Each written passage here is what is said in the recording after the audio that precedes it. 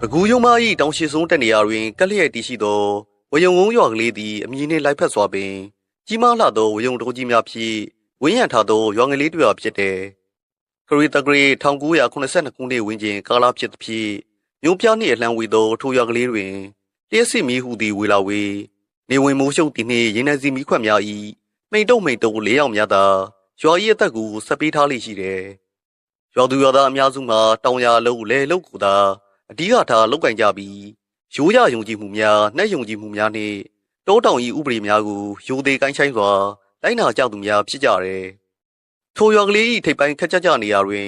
်ဥပိုးတောင်နှင့်ဒေါ်ဖွားစိန်တို့၏ကျဲဝန်းသောတစ်သားရင်ကြီးတစ်လုံးရှိတယ်။ဥပိုးတောင်မှာရွာတွင်အလုံးကျိုးစားသူရိုးသားဖြောင့်မတ်သူတောင်သူကြီးတို့အဖြစ်နာမည်ကောင်းရှိသလိုဒေါ်ဖွားစိန်မှာလည်းတောင်သမီးများကိုအုပ်ထိန်းရတွင်စီကံကြီးမားလာသူမိခင်ကြီးဖြစ်တယ်။၎င်းတို့ဇနီးမောင်နှံတွင်သားသမီး6ဦးထွန်းကားခဲ့ပြီးယောက်ျားလေး3ဦးနှင့်မိန်းကလေး3ဦးဖြစ်ကြတယ်။သားကြီးဆုံးဖြစ်သူရဲကောင်မှစစ်တပ်ထဲသို့ဝင်ရောက်ခါစစ်မှုထမ်းခဲ့ပြီးနောက်စစ်ထွက်အောင်တအုပ်ဖြစ်ရွာသို့ပြန်ရောက်နေသူဖြစ်တယ်။သို့သောရဲကောင်သည်ဖခင်ဖြစ်သူ၏လေယာလုပ်ငန်းခွင်သို့ဝင်ရောက်လုပ်ကိုင်ရန်စိတ်ဝင်စားပြီး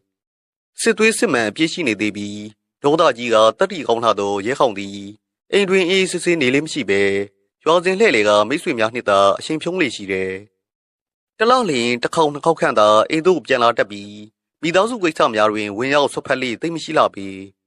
ေအိမ်၏လေယာကိစ္စဝဝကူမူအကူလက်ဖြစ်သူရဲနောင်နှင့်အကူငယ်ရဲသွေးတို့ကသာဖခင်ဖြစ်သူဦးဘိုးတောင်းနှင့်အတူဒိုးတူပေါင်ဖက်ဝင်ရောက်လောက်ကင်ပေးကြရတယ်။အိမ်၏သမီးမိန်းကလေးများမှမူအကြီးဆုံးသမီးနှင်းစီအလတ်မနှင်းတွေအငယ်ဆုံးသမီးလေးနှင်းဦးတို့ဖြစ်ကြတယ်။ခေခါရာတောရွာများတွင်မိန်းကလေးများကိုကျောင်းပညာရေးပြီးဆုံးအောင်ထားလျက်သိမ်းမရှိကြပေ။သို့သောဦးဘိုးတောင်းကမူ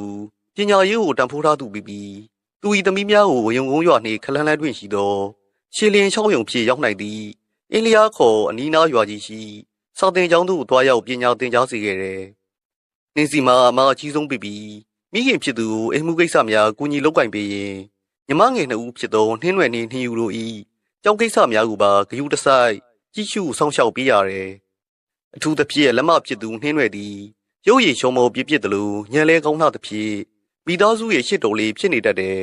။ငယ်ဆုံးလေးနှင်းယူမှမူနှင်းရွယ်၏အနာမှမခွာတတ်သောအကြီးလေးပမာတနေ့သောညနေခင်းတွေဖြစ်တယ်။ဝယုံကုန်းရွာကလေး၏အနောက်ဘက်တောအုပ်ကြီးစီမှနေအောင်ကြီးသည်တဖြည်းဖြည်းမင်းမိန်စာပြုတ်နေပြီဖြစ်တယ်။တော်တွင်မှထွက်ပေါ်လာသောကြီးတန်းတောင်းတများကလွယ်၍ပတ်ဝန်းကျင်တစ်ခုလုံးမှာတိတ်ဆိတ်ငြိမ်သက်လျက်ရှိတယ်။ထိုနေ့ကနှင်းရွယ်တယောက်မနက်မိုးလင်းကလေးကနေမကောင်းချင်သလိုဖြစ်နေခဲ့တယ်။ခေါင်းတွေကြိုက်ခဲနေပြီးကိုပူရှိန်ကလည်းခဏွေနွေဖြစ်နေတယ်။သို့သောအကြောင်းတွင်လောက်စင်စာမီပွဲရှိနေသဖြင့်မတော်၍မရပေ။မိခင်ဖြစ်သူဒေါ်ဖွားစိန်ကတားနေသည့်ကြားမှပင်နှင်းရွယ်သည်ညီမငယ်နှင်းယူကိုခေါ်ကတရွာကျော်ရှိကျောင်းသို့အတင်းကျပ်သွားခဲ့တယ်။ကျောင်းစင်းချိန်တွင်နှင်းရွယ်၏အရှိန်မှာပို၍ဆိုးရွားလာတယ်။ခြေလမ်းများမှာလေးလံနေပြီးမျက်လုံးများပင်ပြဝေခြင်းနေတယ်။ကျောင်းချီရာထူရွာကြီးမှနေ၍မိမိတို့ရွာသို့ပြန်ရန်လှဲလန်းကျောင်းအတိုင်းပတ်ပြန်လျင်အရှိန်ပူကြမည်ဆိုသဖြင့်နှင်းရွယ်သည်နှင်းယူကိုခေါ်ကတုံးငယ်လေးတစ်ခုကိုဖျက်သွားရသောဖြက်လန်းမှပြန်ရန်ဆုံးဖြတ်လိုက်တယ်။ထိုဖြက်လန်းသည့်အရှိန်တို့တွင်ရွာသို့ရောက်နိုင်တော့လေရွာသူရွာသားအများစုမှာနေကင်းကြောင်တောင်ပင်ထူလန်းမှဖြတ်တန်းသွားလာလေသိမရှိကြပေ။အเจ้าမှထူလန်း၏လမ်းလေလောက်တွင်တက်တန်းရရှိနေပြီးဖြစ်သောညောင်ပင်အိုကြီးတစ်ပင်ရှိပြီးထိုညောင်ပင်ကြီးအောက်ရှိတွင်ရှေးရခင်ကလေးကပြတ်ထားခဲ့သောနဂုံးပြက်အဟုန်ကြီးတစ်ခုရှိနေသောကြောင့်ဖြစ်လေတယ်။နဂုံးပြက်ကြီးမှာတစ်သားများဆွေးမြင့်နေပြီးအယောင်လွင့်နေသောပိတ်နီအစုပ်ပြက်များလေတိုက်တိုင်းတလွန်းလွင်ဖြစ်နေတတ်တယ်။ရွာကန်တချို့၏ပြောစကားအရထိုညောင်ပင်ကြီးနှင့်နဂုံးပြက်တစ်ဝိုက်တွင်မကြာခဏဆိုသလိုထူဆန်းသောရိပ်ရောင်များကိုမြင်တွေ့ရတတ်သည်ဟုဆိုကြတယ်။သို့သောယနေ့တွင်မူနှင်းရွယ်သည်လူမမာဖြစ်နေသဖြင့်အမြန်ဆုံးအိမ်ပြန်ရောက်လို့သောဖြင့်ထိုဖြက်လန်းကိုသာရွေးချယ်ခဲ့ခြင်းဖြစ်တယ်။မမနွယ်ဖြည်းဖြည်းလျှောက်ပါညီမလေးမလိုက်နိုင်တော့ဘူး။နှင်းရွယ်၏အတန်လေးကတိတ်ဆိတ်နေသောတောလန်ကလေးထဲတွင်လွင့်ပြန်သွားတယ်။နှင်းရွယ်ကညီမဖြစ်သူ၏လက်ကိုတင်းတင်းဆုပ်ကင်ထားရင်းလှမ်းကြည့်လိုက်တယ်။မြန်မြန်ချောက်မှဖြစ်မယ်နှင်းယူ၏မမကောင်းတွေတိတ်ကြိုက်နေပြီနေလဲဝင်တော့မယ်နှင်းရွယ်ဤနှခမ်းများမှာဖြူရောက်နေပြီးနှစ်ဖူးပြင့်တွေလည်းရွှေစေးများစုနေတယ်ညီမနှစ်ယောက်သည်ရှောင်းတွေ့နေသောတေးရွက်ကြွေများကိုတန်နှင်းမိသောကျွတ်ကျွတ်မြည်တမ်းမှလွယ်၍တိတ်ဆိတ်နေသောတောလန်ကလေးတိုင်းဆက်ချောက်လာခဲ့ကြတယ်မကြမီသူတို့ရဲ့ရှေ့ဘက်ခလန်းလန်းတွင် အေယာမညောင်ပင်ဦးကြီးကိုလှမ်းမြင်လိုက်ရတယ်။ညောင်ပင်ကြီးရဲ့ကိုင်းခက်များမှာကောင်းကင်တစ်ခုလုံးကိုဖုံးကွယ်ထားတဲ့ကဲ့သို့ရှက်နွယ်နေပြီးအောက်ခြေတွေမှဆွေးမြေ့နေသောနှကုံးပြက်ကြီးကမဲမဲတဲတဲနေရာယူထားတယ်။နေအောင်ချီမှာညောင်ပင်ကြီးရဲ့ရိပ်အောက်သို့ထိုးဖောက်ဝင်ရောက်နိုင်ခြင်းမရှိသဖြင့်ထိုနေရာတစ်ဝိုက်မှာအခြားနေရာများထက်ပို၍အုပ်ဆိုင်မှောင်မိုက်နေတယ်။နင်းနွယ်နှင်းနှင်းယူတို့သည်ညောင်ပင်ကြီးနားသို့တဖြည်းဖြည်းနီးကပ်လာကြတယ်။နင်းနွယ်ရင်ထဲတွင်အကြောင်းပြချက်မရှိဘဲစိုးရိမ်ထိတ်လန့်စိတ်များအလိုလိုပေါ်ပေါက်လာတယ်။ကိုပူရှင်ကြောင့်လားပဝင်းကျင်ဤရှောင်းရှားဖွယ်အငွေးတက်ကြောင့်လားမဝေခွဲတတ်ပြီ။မမနွယ်ရုတ်တရက်နှင်းယူကနှင်းနွယ်ဤလက်မောင်းကိုစကနေဆွဲလှုပ်လိုက်တယ်။နှင်းနွယ်အလန့်တကြားလှည့်ကြည့်လိုက်ရာနှင်းယူ၏မျက်လုံးများမှာနှကုံးပြက်ကြီးစီသူစိုက်ကြည့်လျက်ရှိတယ်။ဟိုမှာလူတယောက်ရက်နေတယ်။နှင်းယူ၏အတန်လေးမှာတုံရင်းနေတယ်။နှင်းနွယ်သည်နှင်းယူညှို့ပြရာနှကုံးပြက်ကြီးစီသူအကြည့်ကိုပို့လှုပ်လိုက်တယ်။မှန်ပါတယ်။နှကုံးပြက်၏အရေးအောက်တွင်လူတယောက်ရက်နေတယ်။အတိအကျဆိုရလျင်အသက်အရွယ်ကြီးနေပြီဖြစ်သောအဘွားအိုတူဖြစ်တယ်။ထိုဘွားအိုသည်ခေါင်းမဆာ၍ရှေ့ထီအနက်ရောင်ဝတ်စုံကိုဝတ်ဆင်ထားပြီးကြောပြင့်မှအနှင်းငယ်ကုန်းကိုက်လျက်ရှိတယ်။စပီများမှဖြူမွဲကဖြူပြဲဖြစ်နေပြီးမျက်နှာကိုတေချာစွာမမြင်ရပေ။နင်းရွယ်သည်တရေကိုခက်ခဲစွာမြူရှားလိုက်မိတယ်။ရွာထဲမှလူကြီးတူတော်ရဲဟင်းချာထင်းခွေရင်ရောက်နေခြင်းဖြစ်မည်ဟုကိုဖြစ်တွေးလိုက်တော်လ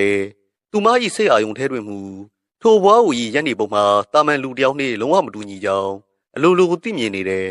။အဘွားဦးသည်လှုပ်ရှားမှုလုံးဝမရှိဘဲရုပ်ထုတစ်ခုကဲ့သို့ငြိမ်သက်စွာရက်နေတယ်။ဘာမှမကြောက်နဲ့နှင်းယူရွာထဲကအဘွားကြီးတယောက်ဖြစ်မှာပါ။လာခေါင်းငုံပြီးမြင်မြန်ချောက်နှင်းရွယ်ကညီမဖြစ်သူ၏လက်ကိုပုံမတင်းကျပ်စွာစုပ်ကိုင်လိုက်ပြီးခြေလမ်းများကိုခတ်တော့လှမ်းလိုက်တယ်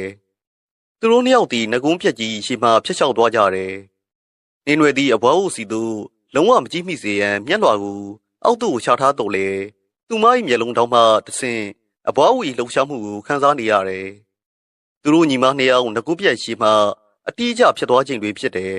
။ရက်နေသောဘွားဦး၏ခေါင်းကြီးမှာသူတို့ရှိရာဘက်သို့ဖြင်းချင်းစွာလှည့်လာတယ်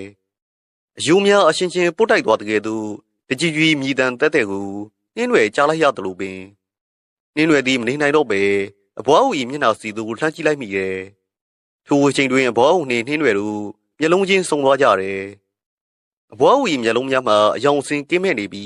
းဖြူရော်ဖြစ်နေတယ်။ထိုမျက်လုံးများထဲတွင်အသက်ရှိနေသောလူတစ်ယောက်၏ခံစားချက်မျိုးလုံးဝမရှိဘဲအေးဆက်ဆက်နိုင်လှတယ်။ပို၍ကြောက်မက်ဖွယ်ကောင်းသည့်မှာအဘွားဦး၏နှခမ်းများဖြစ်တယ်။ထိုဘွားဦးသည်နှင်းရွယ်ကိုစူးစိုက်ကြည့်ရင်သူမ၏နှခမ်းများမှာနရွက်တိုင်အောင်ပြဲလန့်သွားမတက်ပြုံးလိုက်ခြင်းပင်ဖြစ်တယ်။ထိုပြုံးသည်တာမန်လူတယောက်၏အပြုံမျိုးလုံးဝမဟုတ်ပေ။တာမန်လူတယောက်၏အပြုံမျိုးလုံးဝမဟုတ်ပေမဲ့လည်းတားကောင်ကိုတွေးလိုက်ရသောတားရဲတစ်ကောင်၏ကြောက်မက်ဖွယ်ကောင်းသောအပြုံမျိုးဖြစ်နေတယ်။အသားမပါအရေကုန်များတွန်းလိန်နေသောမျက်နှာပေါ်မှထိုပြုံးကြီးမှာအေးဆက်ဆက်လေးပြင်းတစ်ချက်ကဲ့သို့နှင်းရွယ်ရင်ကောင်းတဲ့သူကိုတိုက်ရိုက်တိုးဝင်သွားတယ်။ပြေးနှင်းယူပြန်ပြေးနှင်းရွယ်သည်အသီးစိတ်လိုသွားတဲ့ကဲ့သို့အော်ဟစ်လိုက်ပြီးနှင်းယူ၏လက်ကိုဆွဲကာတုံးလန်ကလေးအတိုင်းအစွမ်းကုန်ပြေးပါတော့တယ်။နှင်းယူမှလည်းအမဖြစ်သူ၏ကြောက်လန့်တရားအော်တန်ကြောင့်ဘာမှမသိပဲအနောက်မှရိုင်တိရိုင်တိုင်းဖြစ်လိုက်ပါပြေးလွှားရတယ်။သူတို့နှစ်ယောက်ရဲ့နောက်ဘက်စီမှာတုံးတစ်ခုလုံးမှာရုတ်တရက်လေးပြင်းတိုက်ခတ်လာတဲ့ကဲ့သို့ဝယုံပင်များရင်ထိုးသွားပြီးအေးဆက်ဆက်အတန်တက်တဲ့တစ်ခုကိုနှင်းရွယ်ချလိုက်ရတယ်လို့ခန်းစားလိုက်ရတယ်။သို့တော့သူမနောက်လှည့်မကြည့်ရတော့ပေ။အင်းရောက်ရန်သာရေးကြီးသည်ဟုသောအတိဖြစ်အသက်ရှူမွားတော့သည့်တိုင်အောင်ဆက်လက်ပြေးခဲ့ကြတယ်။ရွာထိပ်သို့ရောက်မှသာသူတို့ညီမနှစ်ယောက်ရှေ့လမ်းများရက်တန့်ထိုင်ခဲ့ကြတယ်။နှင်းရွယ်မှာအမောဆူကမြေပြင်ပေါ်သို့ပုံကျသွားတယ်။သူမ၏ခန္ဓာကိုယ်တစ်ခုလုံးပြီးသွေးကဲသို့ဖူးချစ်နေပြီးအသက်ရှူတဲ့များမှလည်းပြင်းထန်လျက်ရှိတယ်။မမနွေဘာဖြစ်လို့လဲဘာလို့ပြေးတာလဲနှင်းယူကနှင်းရွယ်ကိုတွဲထူရင်ငိုတံပါလေးဖြစ်မိတယ်နှင်းရွယ်ကခေါင်းခါပြလိုက်ပြီးစကားတစ်ခုမှမပြောနိုင်ပဲအိမ်စီတို့သာဆက်ချောက်ရန်စူးစမ်းလိုက်တယ်အိမ်တို့ရောက်တော့အခါဒေါ်ဖွားစင်ကနှင်းရွယ်ရဲ့အရှင်တွေကိုမြင်ပြီးပြားရခတ်သွားတယ်အမလီနှင်းရွယ်တမိဘလို့ဖြစ်လာတာလဲကိုရီလည်းပူရှစ်နေတာပဲဒေါ်ဖွားစင်ကနှင်းရွယ်ကိုဂရင်ပေါ်သို့အမြန်လှည့်သိပ်စီပြီးရပတ်တိုက်ပေးခြင်းတိုင်ရည်စင်များတိုက်ကျွေးခြင်းတို့ကိုပြုလုပ်ပေးတယ်။ဖခင်ဖြစ်သူဦးဘိုးတောင်းနှင့်အကူများဖြစ်ကြသောရဲနောက်ရဲသွေးတို့ကလည်းစိုးရိမ်တကြီးဖြစ်ဝိုင်းဝန်းကြည့်ရှုကြတယ်။ ရိုးရိုးဖျားဝင်လာနေမှာပါမိမယာတောလန်းကနေနေပူထဲလမ်းလျှောက်လာရလို့အပူချက်သွားတာဖြစ်မယ်ဟုဥပိုးတောင်းကနှစ်သိမ့်နေထိုညာကနှင်းရွယ်၏အဖျားမှာအကြဖက်သို့လုံးဝမြောက်ပဲပုံ၍သာဆိုးရွားလာခဲ့တယ်တကောင်ရန်ရှင်တို့ရောက်သောအခါဂရင်ပေါ်တွင်လှဲနေသောနှင်းရွယ်၏ခန္ဓာကိုယ်မှာတဆက်ဆက်တုံရင်းလာပြီးပါစက်မှလည်းအထိပ်ပင်မရှိသောစကားများကိုရေရုပ်လာတယ်မလာနေငါစီကိုမလာနေသွားထွက်သွားနှင်းရွယ်သည်လက်နှစ်ဖက်ကိုလေထဲတွင်ရက်ကပြုတ်လောက်ခါရုန်းကန်နေတယ်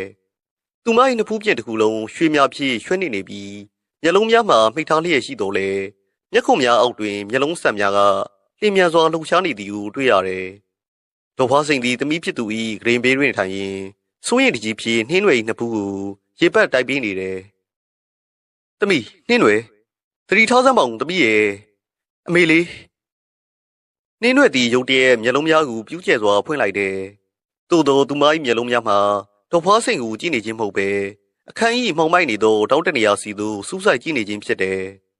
သူမ၏မျက်လုံးများထဲတွင်အတိုင်းဆော့မတည်သောထိတ်လန့်ကြောက်ရွံ့မှုများအပြည့်အဝဖုံးလွှမ်းနေတယ်သူမ၏တုံရင်းနေသောနှကမ်းပြားမှထွက်ပေါ်လာသောစကားတန်ကြောင့်ဒေါ်ဖွားစိန်၏ကြောရုပ်တစ်လျှောက်စိန်ကနေဖြစ်သွားရတယ်အမေ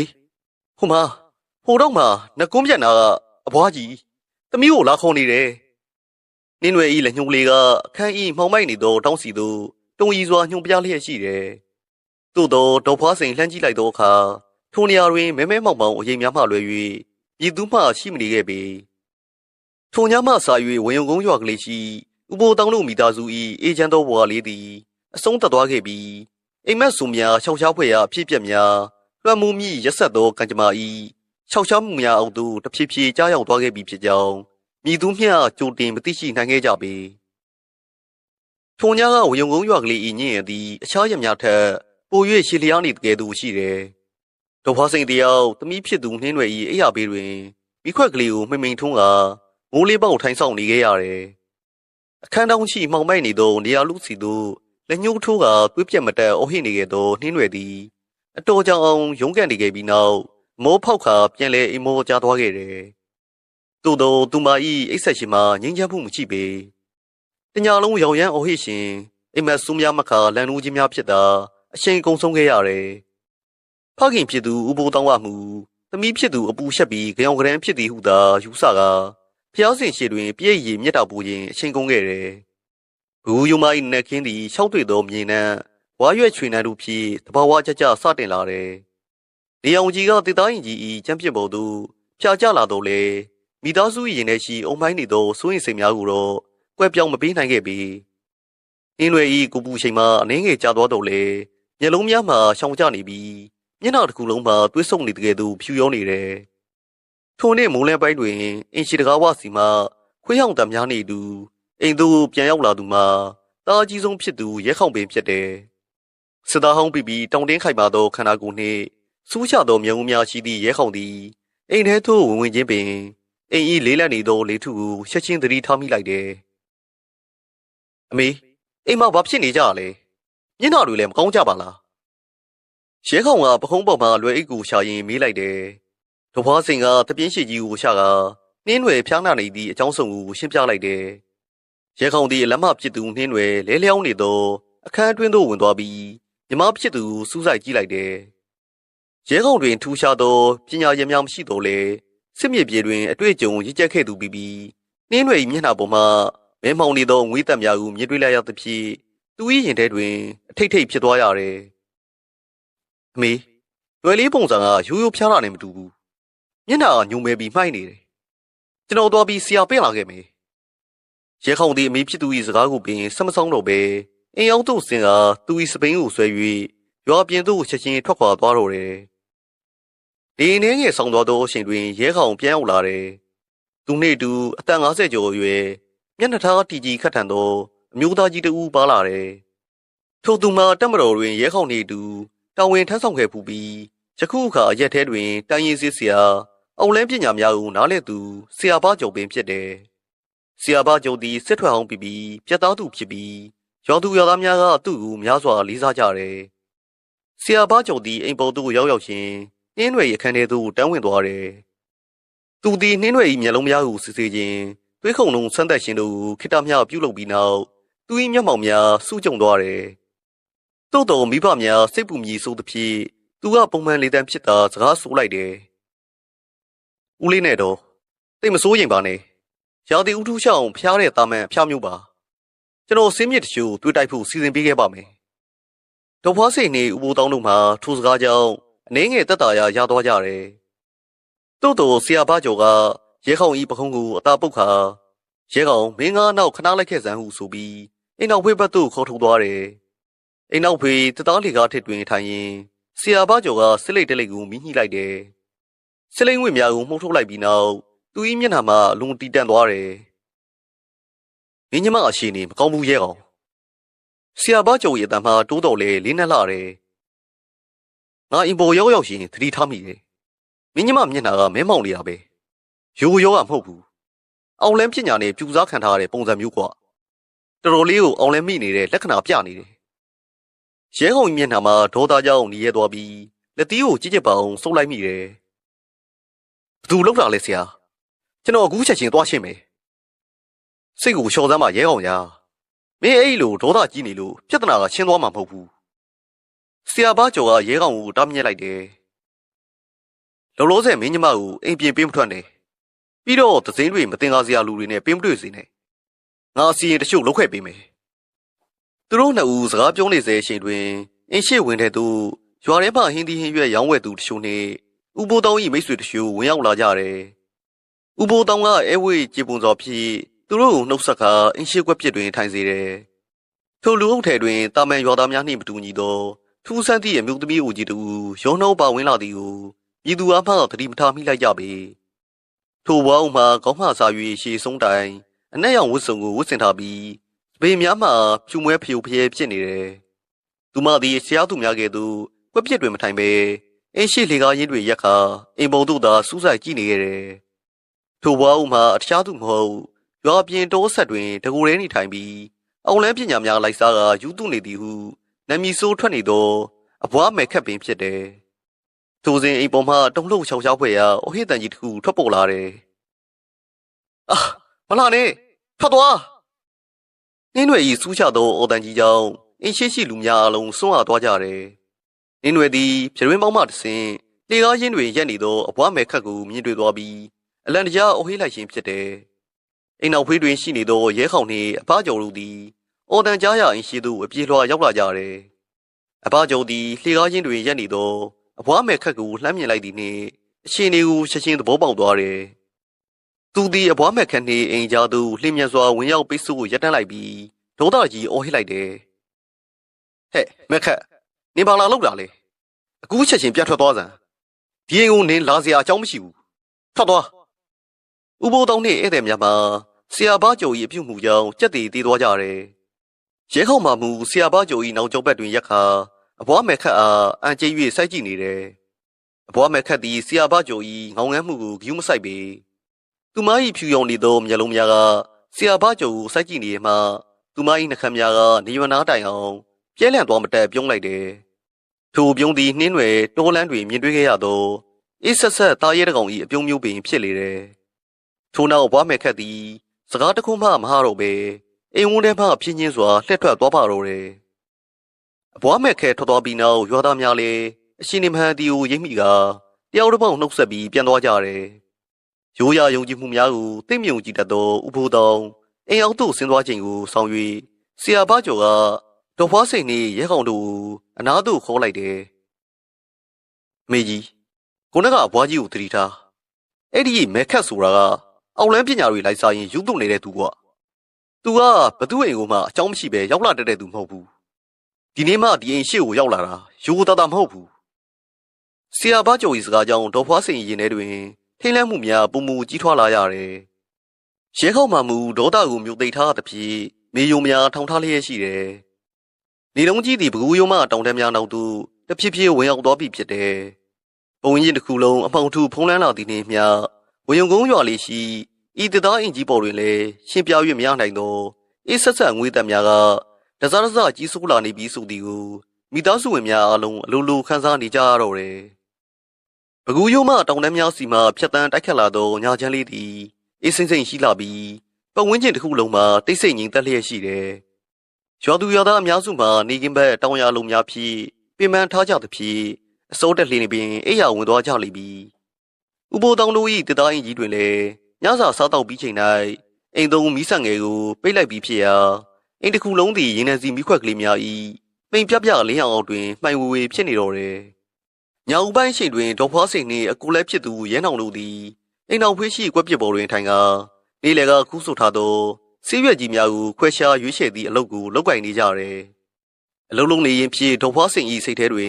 နေလေကဖြစ်ပျက်ခဲ့သောအဘွားမဲ့ခဲ၏ကိစ္စကိုတွေးကာမတင်မကျဖြစ်နေမိတယ်နောက်ဆုံးတွင်မနေနိုင်တော့ပဲတားဖြစ်သူအားရင်ဖွင့်လိုက်တယ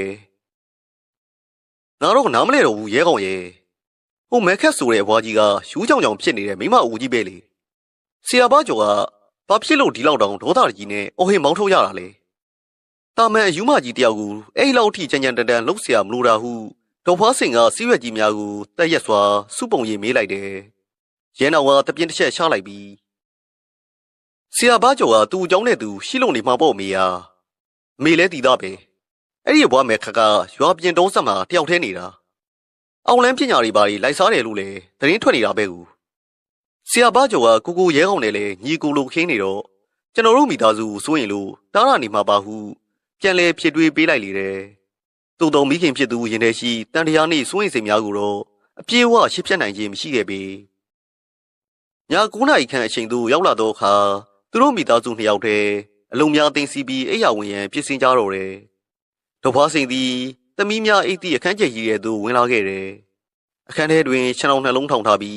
းနှလုံးတွင်ဒေါ်ဖွားစိန်ကအိတ်ခါ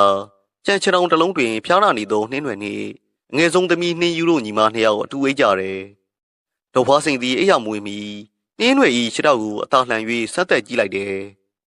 ်နှင်းရွယ်၏ကိုပူချိန်မှအနှဲငယ်ကြောက်စင်းသွားသလိုရှိပြီးငြိမ်သက်စွာအိမ်မောကျနေသည်ကိုတွေ့ရသဖြင့်ဒေါ်ဖွားစိန်လည်းအနှဲငယ်စိတ်သက်သာရာရသွားကမိမိခြံတော်တွင်သို့ဝင်၍လှဲလျောင်းအေးလိုက်တော့တယ်နေ့လေကလေးကသမီးဖြစ်သူ၏ဝင်လာကြောင်းစိတ်ပင်ပန်းလူပင်ပန်းဖြစ်ထားသောဒေါ်ဖွားစိန်သည်အိယာပေါ်တွင်ခေါင်းချလိုက်သည်နှင့်မကြမီပင်အိမ်မောကျသွားခဲ့တယ်အချိန်မီမျှကျသွားသည်မသိပေရုံတရက်ရွာထိပ်စီမှခွေးရုပ်ကြီးဦးသားများဇက်တိုက်ထွက်ပေါ်လာသဖြင့်ဒေါ်ဖွားစိန်လန်တို့သွားခဲ့တယ်ညတကောင်ရန်ရှင်ဖြစ်သဖြင့်ပဝင်းချင်းတစ်ခုလုံးမှာအကြတန်ကိုပင်ကြားရလောက်အောင်တိတ်ဆိတ်နေတယ်ဒေါ်ဖွားစိန်သည်မျက်လုံးကိုပုတ်တက်ရင်ဘေးဘက်ရှိသမီးများ၏ခြေထောက်စီသို့အကျင့်ပါနေသောမျက်လုံးဖြင့်လှမ်းကြည့်လိုက်တယ်မိခွဲ၏မိန်ဖြော့ဖြော့လင်းရောင်တွင်နှင်းရွယ်တယောက်အိယာမှထားထိုင်နေသည်ကိုအရင်မဲမဲဖြစ်မြင်လိုက်ရတယ်ထို့နောက်နှင်းရွယ်သည်ရှနောင်ကိုအသာမကဂရင်ပေါ်မှတိတ်ဆိတ်စွာဆင်းလိုက်ပြီးအခန်းပြင်သို့ရှေ့တန်းလုံးစွာဖြင့်ထွက်သွားသည်ကိုဒေါ်ဖွားစိန်တွေ့လိုက်ရတယ်ဒီကလေးမညာကြီးမင်းကြီးဘဲထသွားတာပါလေနေများမကောင်းပြန်ဘူးလားမသိဘူးမိခင်တို့ဤစီစဝါတဘာဝရာဒေါ်ဖွားစိန်စိုးရင်စိတ်ဖြင့်ခြေထောင်ထဲမှအမြန်ထွက်ခါအနီးရှိရင်ထဲစီမိခွက်ကလေးကိုကန်၍နှင်းရွယ်၏နောက်သို့တိတ်ဆိတ်လိုက်သွားခဲ့တယ်အင်းရှိခန့်နှင့်အခန်းတို့တွင်မြည်သူမှမရှိပေနှင်းရွယ်၏ရိတ်ရောင်ကိုမတွေ့ရသဖြင့်ဒေါ်ဖွားစိန်သည်အိမ်နောက်ဖေးမိဖို့ကြောင့်ဘက်စီသို့ရှေ့တန်းဖွားဖွားဖြင့်ဆက်လျှောက်လာခဲ့တယ်မိဖို့ကြောင့်ဘဝသို့ရောက်သောအခါအမောင်ထူထဲတွင်ထူဆန်းသောတန်တစ်ခုကိုစတင်ကြားလိုက်ရတယ်တခုခုအငမ်းမရဝါစားနေတကယ်သို့သောအတန်မျိုးအရေးချွမ်းသောအရာတစ်ခုကိုကိုက်ဖြတ်နေတကယ်သို့သောအတန်မျိုးဖြစ်တယ်ဒေါ်ဖွားစိန်၏ကြောရုပ်တစ်လျှောက်စိန်ကနေဖြစ်သွားရတယ်သူမသည်လက်ထဲမှမိခွက်ကလေးကိုအနှဲငယ်မြှောက်တင်လိုက်ပြီးမိဖို့ကြောင့်၏တောင်းတနေရာစီသို့အလင်းရောင်ရောက်သွားစေရန်ပြုလုပ်လိုက်တယ်အလင်းရောင်ဖြာချသွားသောနေရာတွင်မြင်လိုက်ရသည့်မြင်ကွင်းကြောင့်ဒေါ်ဖွားစိန်၏ရှေ့လမ်းများရပ်တန့်သွားပြီးနှလုံးခုန်တံများပင်ရပ်တန့်သွားမတက်ထိတ်လန့်သွားခဲ့ရတယ်မိဖို့ကြောင့်၏မှောင်မိုက်နေသောတောင်းတနေရာတွင်နှင်းရွက်သည်စောင်းကြောက်ထိုင်လျက်အနေထားဖြစ်ရှိနေတယ်သူမ၏ဘေးပတ်လေကျမ်းပြင်တစ်ဝိုက်တွင်သွေးစွန်းနေသောကြက်မွေးများဖြိုပြဲပြန်ကျဲလျက်ရှိတယ်နှင်းရွက်၏ခေါင်းမှာအောက်သွင်းကုန်ထားပြီးသူမ၏လမ်းတစ်ဖက်ကြားတွင်အိမ်အောင်ရှိကြက်ချံထဲမှညာတွင်ချင်းဖမ်းယူလာဟန်တူသောကျမကြီးတစ်ကောင်၏အသေးကောင်ကိုမြင်တွေ့လိုက်ရတယ်နှင်းရွယ်သည်ထိုကျမကြီး၏ဝမ်းပိုက်ကိုလက်သေးကြီးတက်တက်ဖြင့်ရက်ဆက်စွာဆွဲပြဲထားပြီးအတွင်းမှနှွေးထွေးနေစေဖြစ်သောသွေးတန့်ရဲရဲကလီစာစိမ်းများကိုလက်ဖြစ်၌ခါပါဇက်ထဲသို့အငမ်းမရပလုံပလုံသွင်းနေခြင်းဖြစ်တယ်။ရွယ်လေးသမီးဘာတွေလုပ်နေရလဲ။ဒေါ်ဖွားစိန်ရဲ့အတန်မှတုံရင်းနေတယ်။သူမသည်မိခွက်ကိုကန်လျက်နှင်းရွယ်ရဲ့အခြေဘက်သို့အသာကွစ်ပဲ၍သွားလိုက်တယ် ထိုအချိန်တွင်နှင်းတွေကခေါင်းကိုပင့်မာကလှည့်ကြည့်လိုက်တယ်ဖျားရီဒေါ်ဖွားစိန်ပါဇက်မှအာမရိတ်တန်လှုပ်ခနဲထွက်သွားတယ်နှင်းတွေ၏မျက်နှာပြင်တစ်ခုလုံးတွင်နှခမ်းများတစ်ဝိုက်တွင်အနီရောင်သွေးစိမ့်များအကြည့်အရွှဲများပေးပွားနေတယ်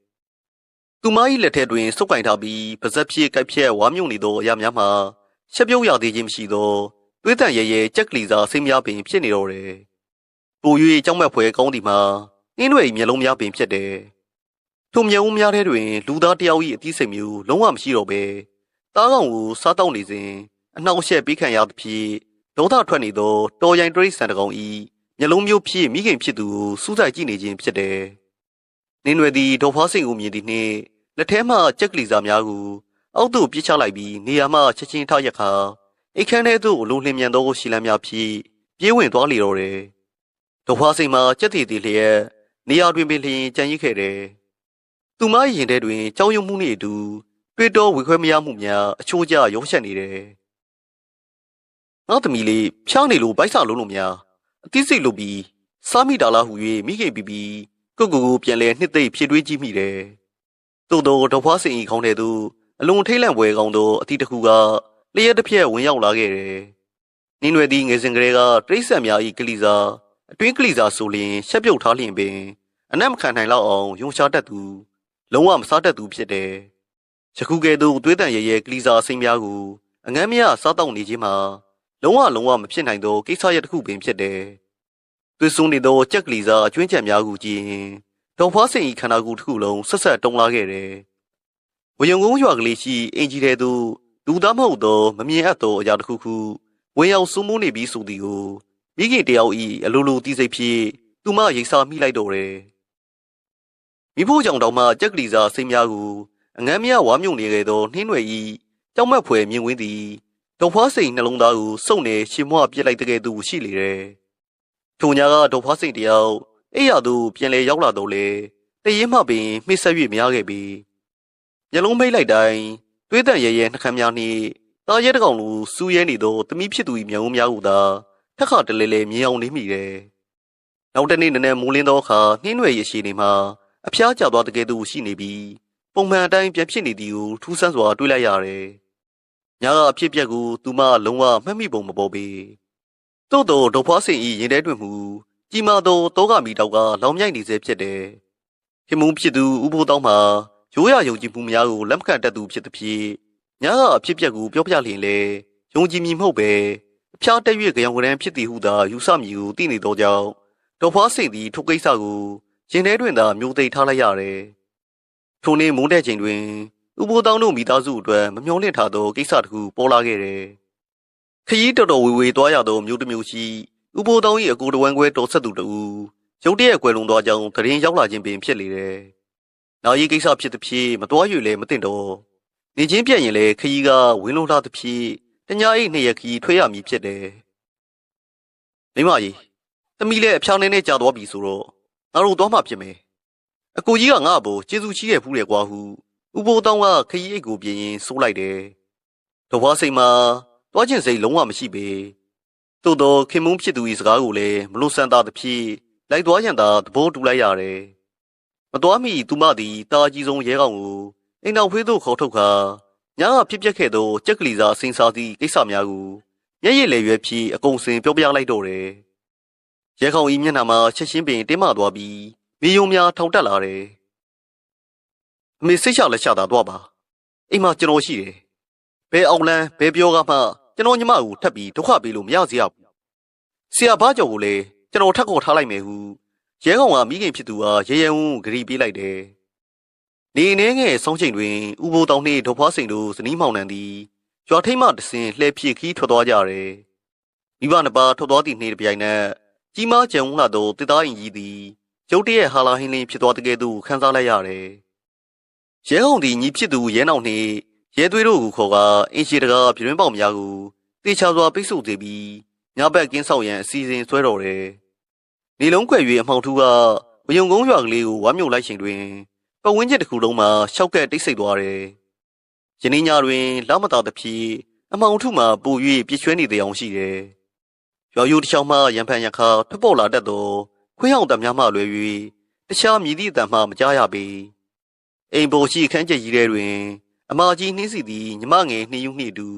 ခြေထောက်တစ်လုံးထဲတွင်အိပ်ဆက်ရန်ပြင်ဆင်နေတယ်နှင်းရွက်မှမူတစ်ဖက်ခြေထောက်တွင်လဲလျောင်းနေတယ်မမသမီးကြောက်တယ်နှင်းယူလေးကနှင်းစီရင်ဝင်တဲ့သူကိုတိုးဝင်ရင်တုံရီသောလေတံလေးဖြည့်ပြောချတယ်ဘာမှမကြောက်နဲ့ညီမလေးအပြစ်မှအကူရဲကောင်တို့အကုန်ရှိတယ်လေဘာဖြစ်လို့လဲနှင်းစီကညီမငယ်ကြီးကြောပြင်လေးကိုအသာပုတ်သက်ပြီးရင်နှစ်သိမ့်လိုက်တယ်မမနွယ်လေးမမနွယ်သမီးကိုကြည့်နေတာသူ့မျက်လုံးကြီးကပြူးနေပြီးတော့သမီးကိုစိုက်ကြည့်ပြီးတော့ပြုံးနေတယ်နှင်းယူ၏စကားကြောင့်နှင်းစီကြောရုပ်တစ်လျှောက်စင်ကနေဖြစ်သွားရတယ်သူမသည်နှင်းရွယ်ရှိရာခြေထောင်ဘက်သို့အသာလှည့်ကြည့်လိုက်တယ်မိခွဲ၏မိန်ပြပြလင်းရအောင်တွင်နှင်းရွယ်သည်ခြေထောင်စကိုအနှဲငယ်မှကသူတို့ညီမနှစ်ယောက်ကိုမျက်တောင်မခတ်တန်းစိုက်ကြည့်နေသည်ကိုထိတ်လန့်ဖွယ်ရာတွေ့လိုက်ရတယ်နှင်းရွယ်၏နှခမ်းများမှမဲပြုံးတစ်ရက်ကိုဆင်မြန်းထားပြီးထိုပြုံးသည်နှင်းရွယ်၏ပုံမှန်ပြုံးမျိုးလုံးဝမဟုတ်ပဲမကောင်းဆိုးဝါးတကောင်၏အပြုံးနှစ်သာတူနေတော့တယ်ရွယ်လေးအိတ်လေ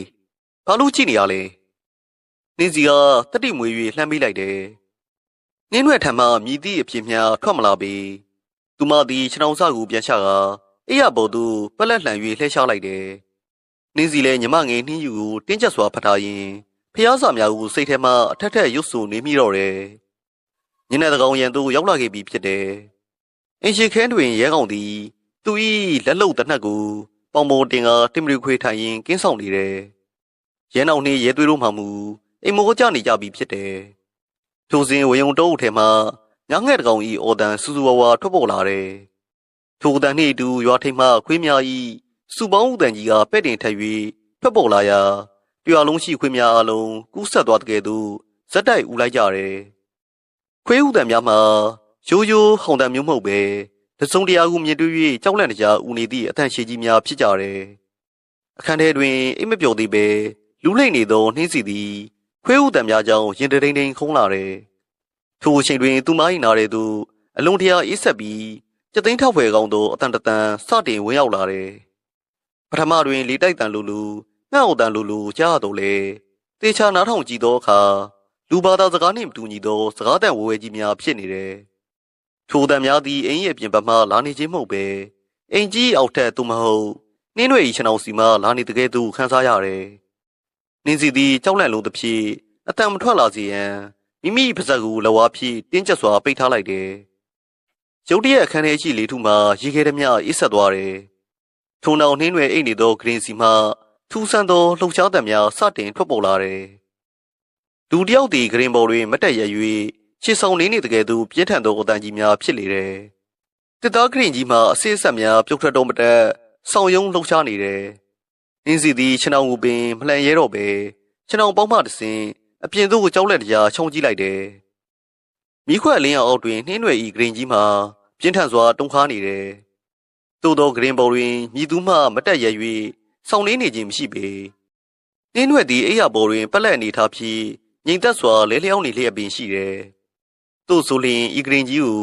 မြည်သူကအပေါ်မှနေ၍အားကုန်ဆောင်နေသည်နီမမြင်ရသောမြင်ကွင်းနှင့်ကြားရသောအတန်တို့မှလုံးဝဆန့်ကျင်ဘက်ဖြစ်နေသဖြင့်နှင်းစီမျက်လုံးများပြူးကျလာက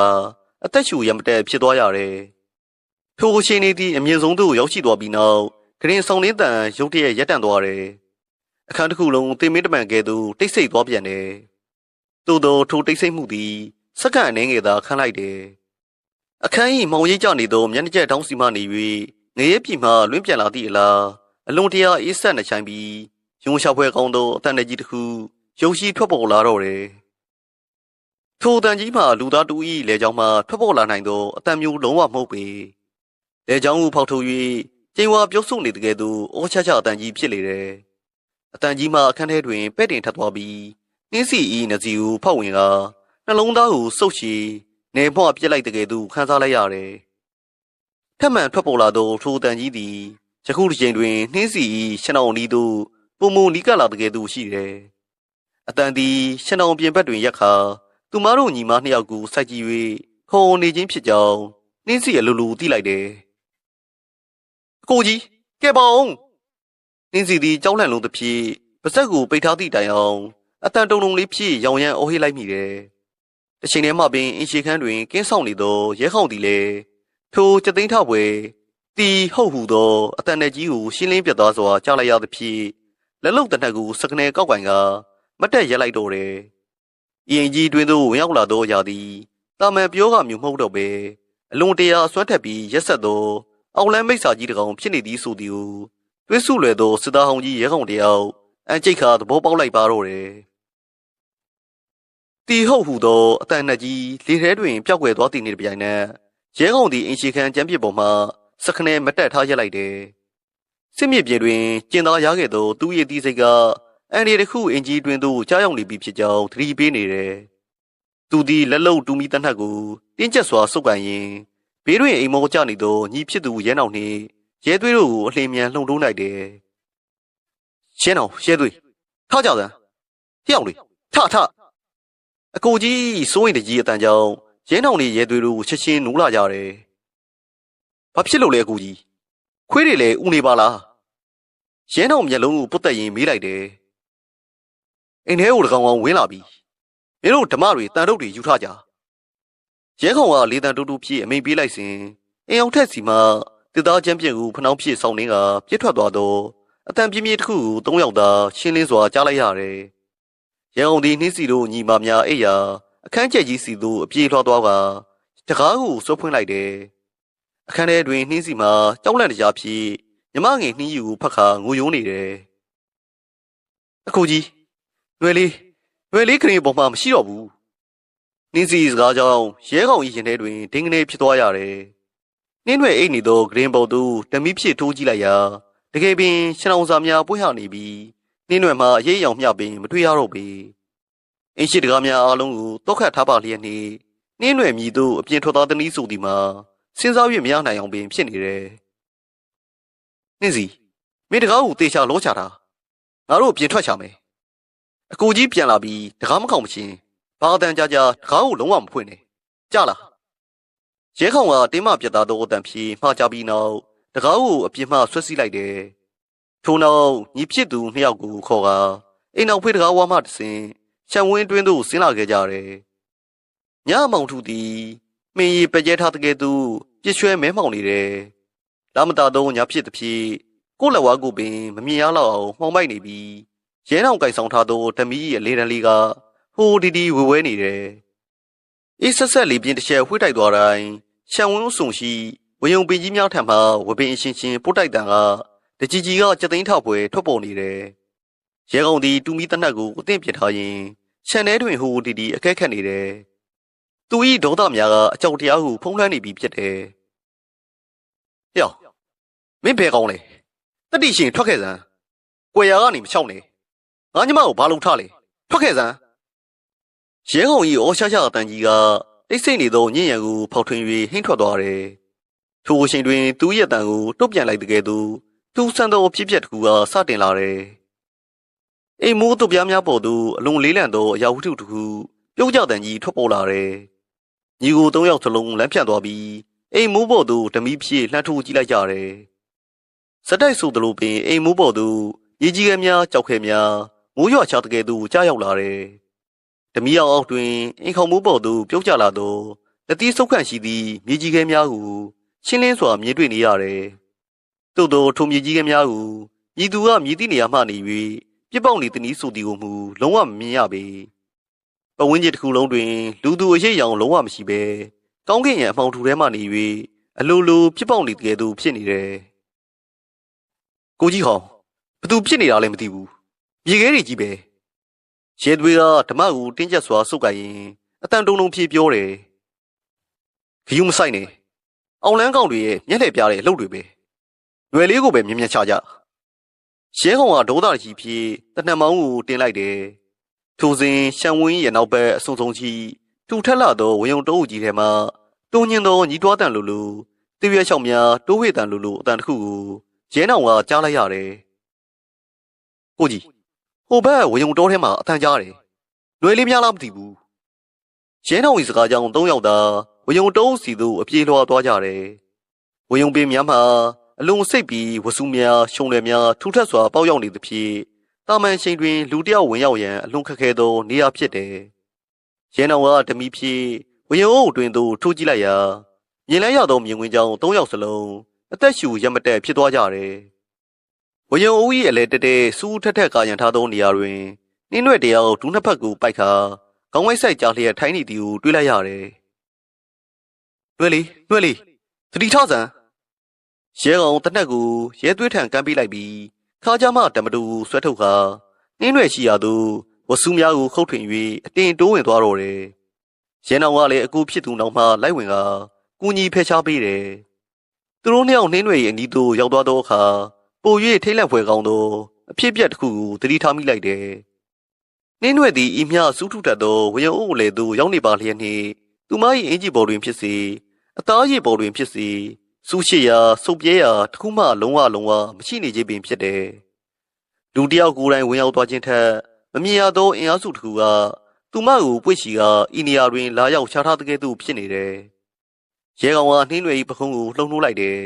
။နှင်းရွယ်၏ခန္ဓာကိုယ်မှာရေခဲတုံးတုံးကဲ့သို့အစ်ဆက်ခက်ကက်နေပြီးသတိလေးမင်မျောနေတယ်။ရဲကောင်ငါ့ကိုကူတွဲစမ်းအိမ်ပေါ်ကိုမြန်ပြန်ခေါ်သွားရအောင်ဒီနေရာကအရှိနေမဟန်ဘူးရဲကောင်ကနှင်းရွယ်ကိုပွေ့ချီလိုက်ပြီးညီဖြစ်သူ၏အကူအညီဖြင့်ဝယုံတောထဲမှအမြန်ဆုံးရုံထွက်လာခဲ့ကြတယ်။သူတို့ညီကိုများနှင်းရွယ်ကိုပွေ့ချီ၍အိမ်စီသို့ပြန်လဲထွက်ခွာလာချိန်တွင်အိမ်ခေါင်မိုးပေါ်သို့မြေကြီးကဲများပြစ်ပေါက်နေသောအတန်များမှလည်းရုတ်တရက်ဆိုသလိုလုံးဝတိတ်ဆိတ်ငြိမ်သက်သွားတော့တယ်။သို့သောအိမ်ပေါ်သို့ပြန်ရောက်ရန်ရှေ့လန်းအနေငယ်အလိုတွင်ဝယုံတောအပေါင်ထူထဲမှလွန်တရာအော်ရှာချနိုင်လှသောမေပြုံတန်ကြီးတစ်ခုကလေးများနေသူလွင့်ပါလာသည်ကိုရဲကောင်တယောက်ရှင်းလင်းပြသစွာကြားလိုက်ရပါတော့တယ်။ရှမ်းဝုန်းနောက်ဘက်ရှိစူးထက်ထက်ကာရန်ထားသောဝယုံတောအုပ်ကြီးထဲမှသတိလေးမင်မျောနေသောနှင်းတွေကိုရဲခေါင်နေရဲနောင်တို့ပွေ့ချီကအိမ်ပေါ်သို့ပြန်လဲထွက်ခွာလာခဲ့ကြသည့်အချိန်တွင်အင်ကြီးရဲ့ပေါ်ထက်အခန်းကျက်ကြီးထဲ၌ကြံရိတ်ခဲ့သောနှင်းစီနှင့်နှင်းယူတို့ညီမနှစ်ယောက်မှအကြောက်တရား၏အထိုးထိပ်သို့ရောက်ရှိနေကြပြီဖြစ်တယ်။အခန်းတကားကိုအတွင်းမှလုံးချထားတော့လေနှင်းစီရင်ခုန်သမားတရင်းနှင်းမြည်လျက်ရှိတယ်။ညီမငယ်နှင်းယူလေးမှမူမဖြစ်သူရင်ဝင်ထဲတွင်မျက်စိကိုမှိတ်ခါတက်ဆက်တုံရင်းနေချတယ်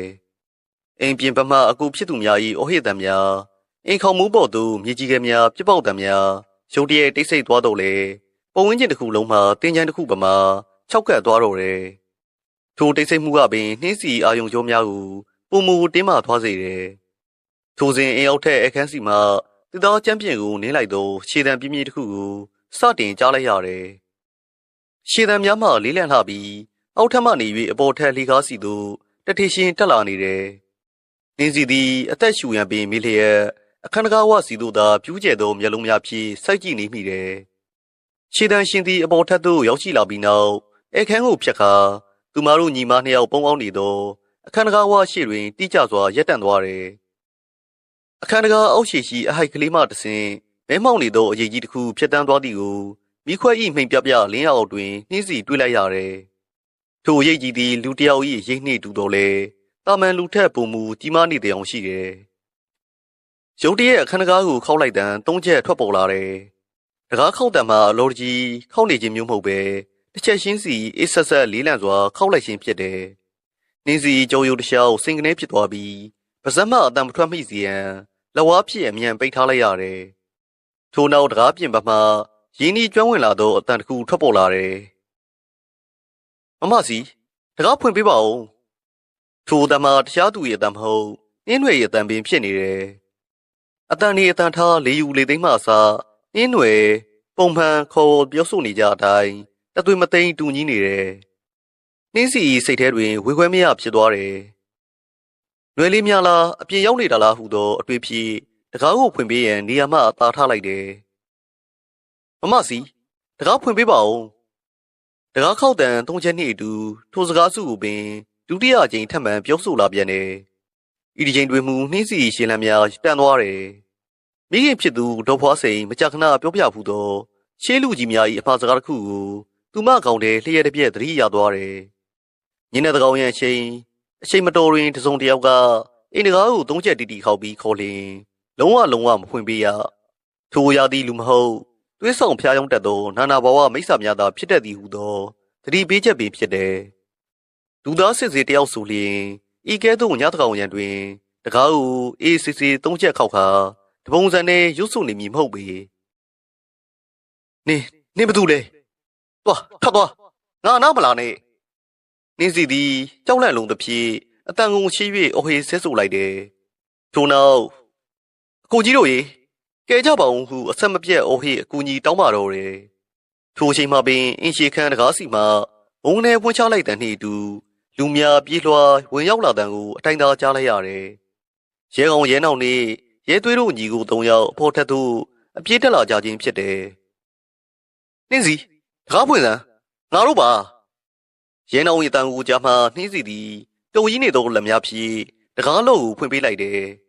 တကားပွင့်သွားသည့်နှင့်တပြိုင်နက်ရဲကောင်ရင်ခွင်ထဲတွင်သတိလေးမေမျောလျက်ပါလာသောနှင်းရွယ်ကိုနှင်းစီတွေ့လိုက်ရတယ်ရဲကောင်ကနှင်းရွယ်ကိုဂရင်ပေါ်သို့ဖြင်းချင်းစွာရှာပေးလိုက်တယ်နှင်းစီမှမူမျက်လုံးဝိုင်းသားဖြင့်အပြင်မှပြန်လဲပါလာသောနှင်းရွယ်ကိုကြည့်လိုက်တကားအပေါက်ဝကိုကြည့်လိုက်ဖြင့်ကြက်တည်သေးနေမိတယ်နှင်းရွယ်အပြင်ဘက်ဝင်ယုံတိုးထဲတွင်ရှိနေခဲ့သည်ဆိုလျင်ကိုနက်ကသူမ၏တကားကိုလာခောက်ပြီးနှင်းရွယ်၏အတန်ဖြင့်အတီးကျတူးပါကခေါ်သွားခဲ့သောအရာမှာမြည်သည့်အရာနီတွေးလေကြောချက်လေဖြစ်လာကနှင်းစီတယောက်နေရာတွင်ပင်လျင်အယုတ်ကျိုးပြက်ချီခွေကြသွားတော့တယ်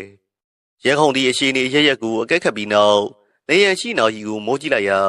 အချိန်မှနနက်3နာရီခွဲခန့်ရှိနေပြီဖြစ်တယ်ဒေါသနှင့်မာနာထက်မြက်လာသောစစ်သားဟောင်းကြီးရဲခေါင်သည်ဤအောင်လန်းမိတ်စာဤရှောင်းလန့်စော်ကားမှုများကိုဆက်လက်တီးခံရန်စိတ်ကူးလုံးဝမရှိတော့ပေရဲအောင်သည်အရှိနေရရက်ကိုအကဲခတ်ပြီးနောက်နေရန်ရှိနာကြီးကိုမိုးကြည့်လိုက်ရာအချိန်မှနနက်3နာရီခွဲခန့်ရှိနေပြီဖြစ်တယ်ဒေါသနှင့်မာနာထက်မြက်လာသောစစ်သားဟောင်းကြီးရဲကောင်သည်ဤအောင်လန်းမိတ်စာဤရှောင်းလန့်စော်ကားမှုများကိုဆက်လက်တီးခံရန်စိတ်ကူးလုံးဝမရှိတော့ပေရဲနောင်ရဲသွေးမင်းတို့ကောင်မလေးတွေကိုအသေးချာစောင့်ကြည့်တာငါအခုချက်ချင်းဆရာသွားပြင်မယ်ဒီအချိန်စပိန်နဲ့သွားရင်မမီတော့ဘူးရွာထိတ်ကစဘာပွဲစားဦးစိတ်မောင်စီကကြက်ကားကိုသွားငှားပြီးမြို့ပေါ်ကဆရာထုံးကိုအမြန်သွားခုတ်မှရတော့မယ်ရဲကောင်သည်ညီဖြစ်သူများကိုတင်းမပြတ်သားစွာမှားကြားခဲ့ပြီးနောက်တမီတက်လက်ကိုဆွဲကအိမ်အောင်သို့ခတ်သို့ဆင်းသွားတော့တယ်သူသည်ညင်းတဲ့တကောင်အရှိန်မတော်ကြီးဖြစ်တော်လေညီမဖြစ်သူ၏အသက်အန္တရာယ်အတွက်အရေးတကြီးဖြစ်နေသဖြင့်ရွာထိတ်ရှိဦးစိတ်မောင်၏အိမ်သို့အပြေးလွှားသွားကအကျိုးကြောင့်ပြောပြ၍ကြက်ကားကိုအကူအညီတောင်းငှားရမ်းခဲ့တယ်ထို့နောက်ညင်းတဲ့ကြီးတဲ့တွင်ဝေယုံကုန်းရွာကလေးမှနေ၍ပညာသည်ဆရာထုံးရှိရာစီသို့ထိုကြက်ကားဟောင်းလေးဖြင့်အမျက်မောင်းနှင့်ထွက်ခွာသွားပါတော့တယ်နောက်တစ်နေ့နနက်ခင်းသည်နေအောင်ကြီးကောင်းစွာမရပဲမှိုင်းတိုက်ခါအုံမိုင်းနေတယ်အင်ကြီးတစ်ခုလုံးတွင်စိုးရိမ်ပူပန်မှုများက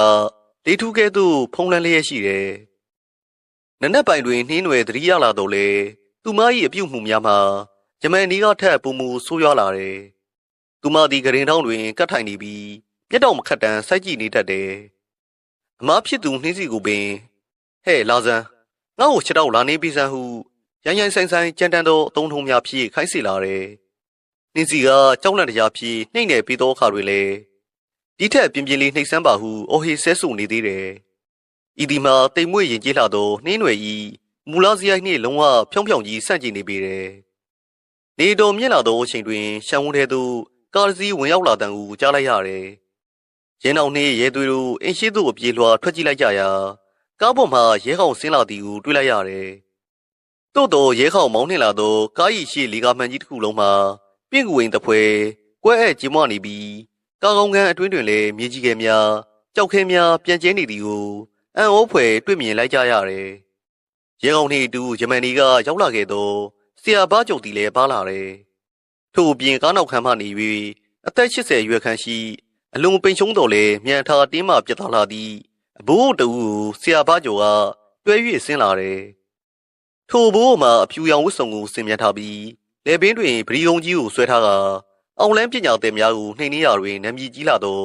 ပညာသည်ဆရာထုံးပင်ဖြစ်လေတယ်ကိုကြီးခေါင်ကားမှန်ကြီးကဘလို့ဖြစ်လာတာလဲရဲနောင်ကအလံတကြားမေးလိုက်တယ်ဒီကောင်တွေငါ့ကိုလာမပင့်နိုင်အောင်လမ်းမှာတားတာကွာကားမှန်ကိုမြေကြီးကဲတွေနဲ့လာပေါက်တာငါဂယုမဆိုင်ပဲအတင်းမောင်းလာတာဟုရဲကောင်ကဒေါသကြီးဖြည့်ပြန်ပြေးတယ်ဆရာထုံးသည်ရှံဝန်းတွင်သို့ရှေ့ချလိုက်သည်နှင့်တပြိုင်နက်မျက်စိကိုမှိတ်ခါလေထုကိုပြင်းပြင်းရှူသွင်းလိုက်ပြီးပတ်ဝန်းကျင်ကိုအကဲခတ်လိုက်တယ်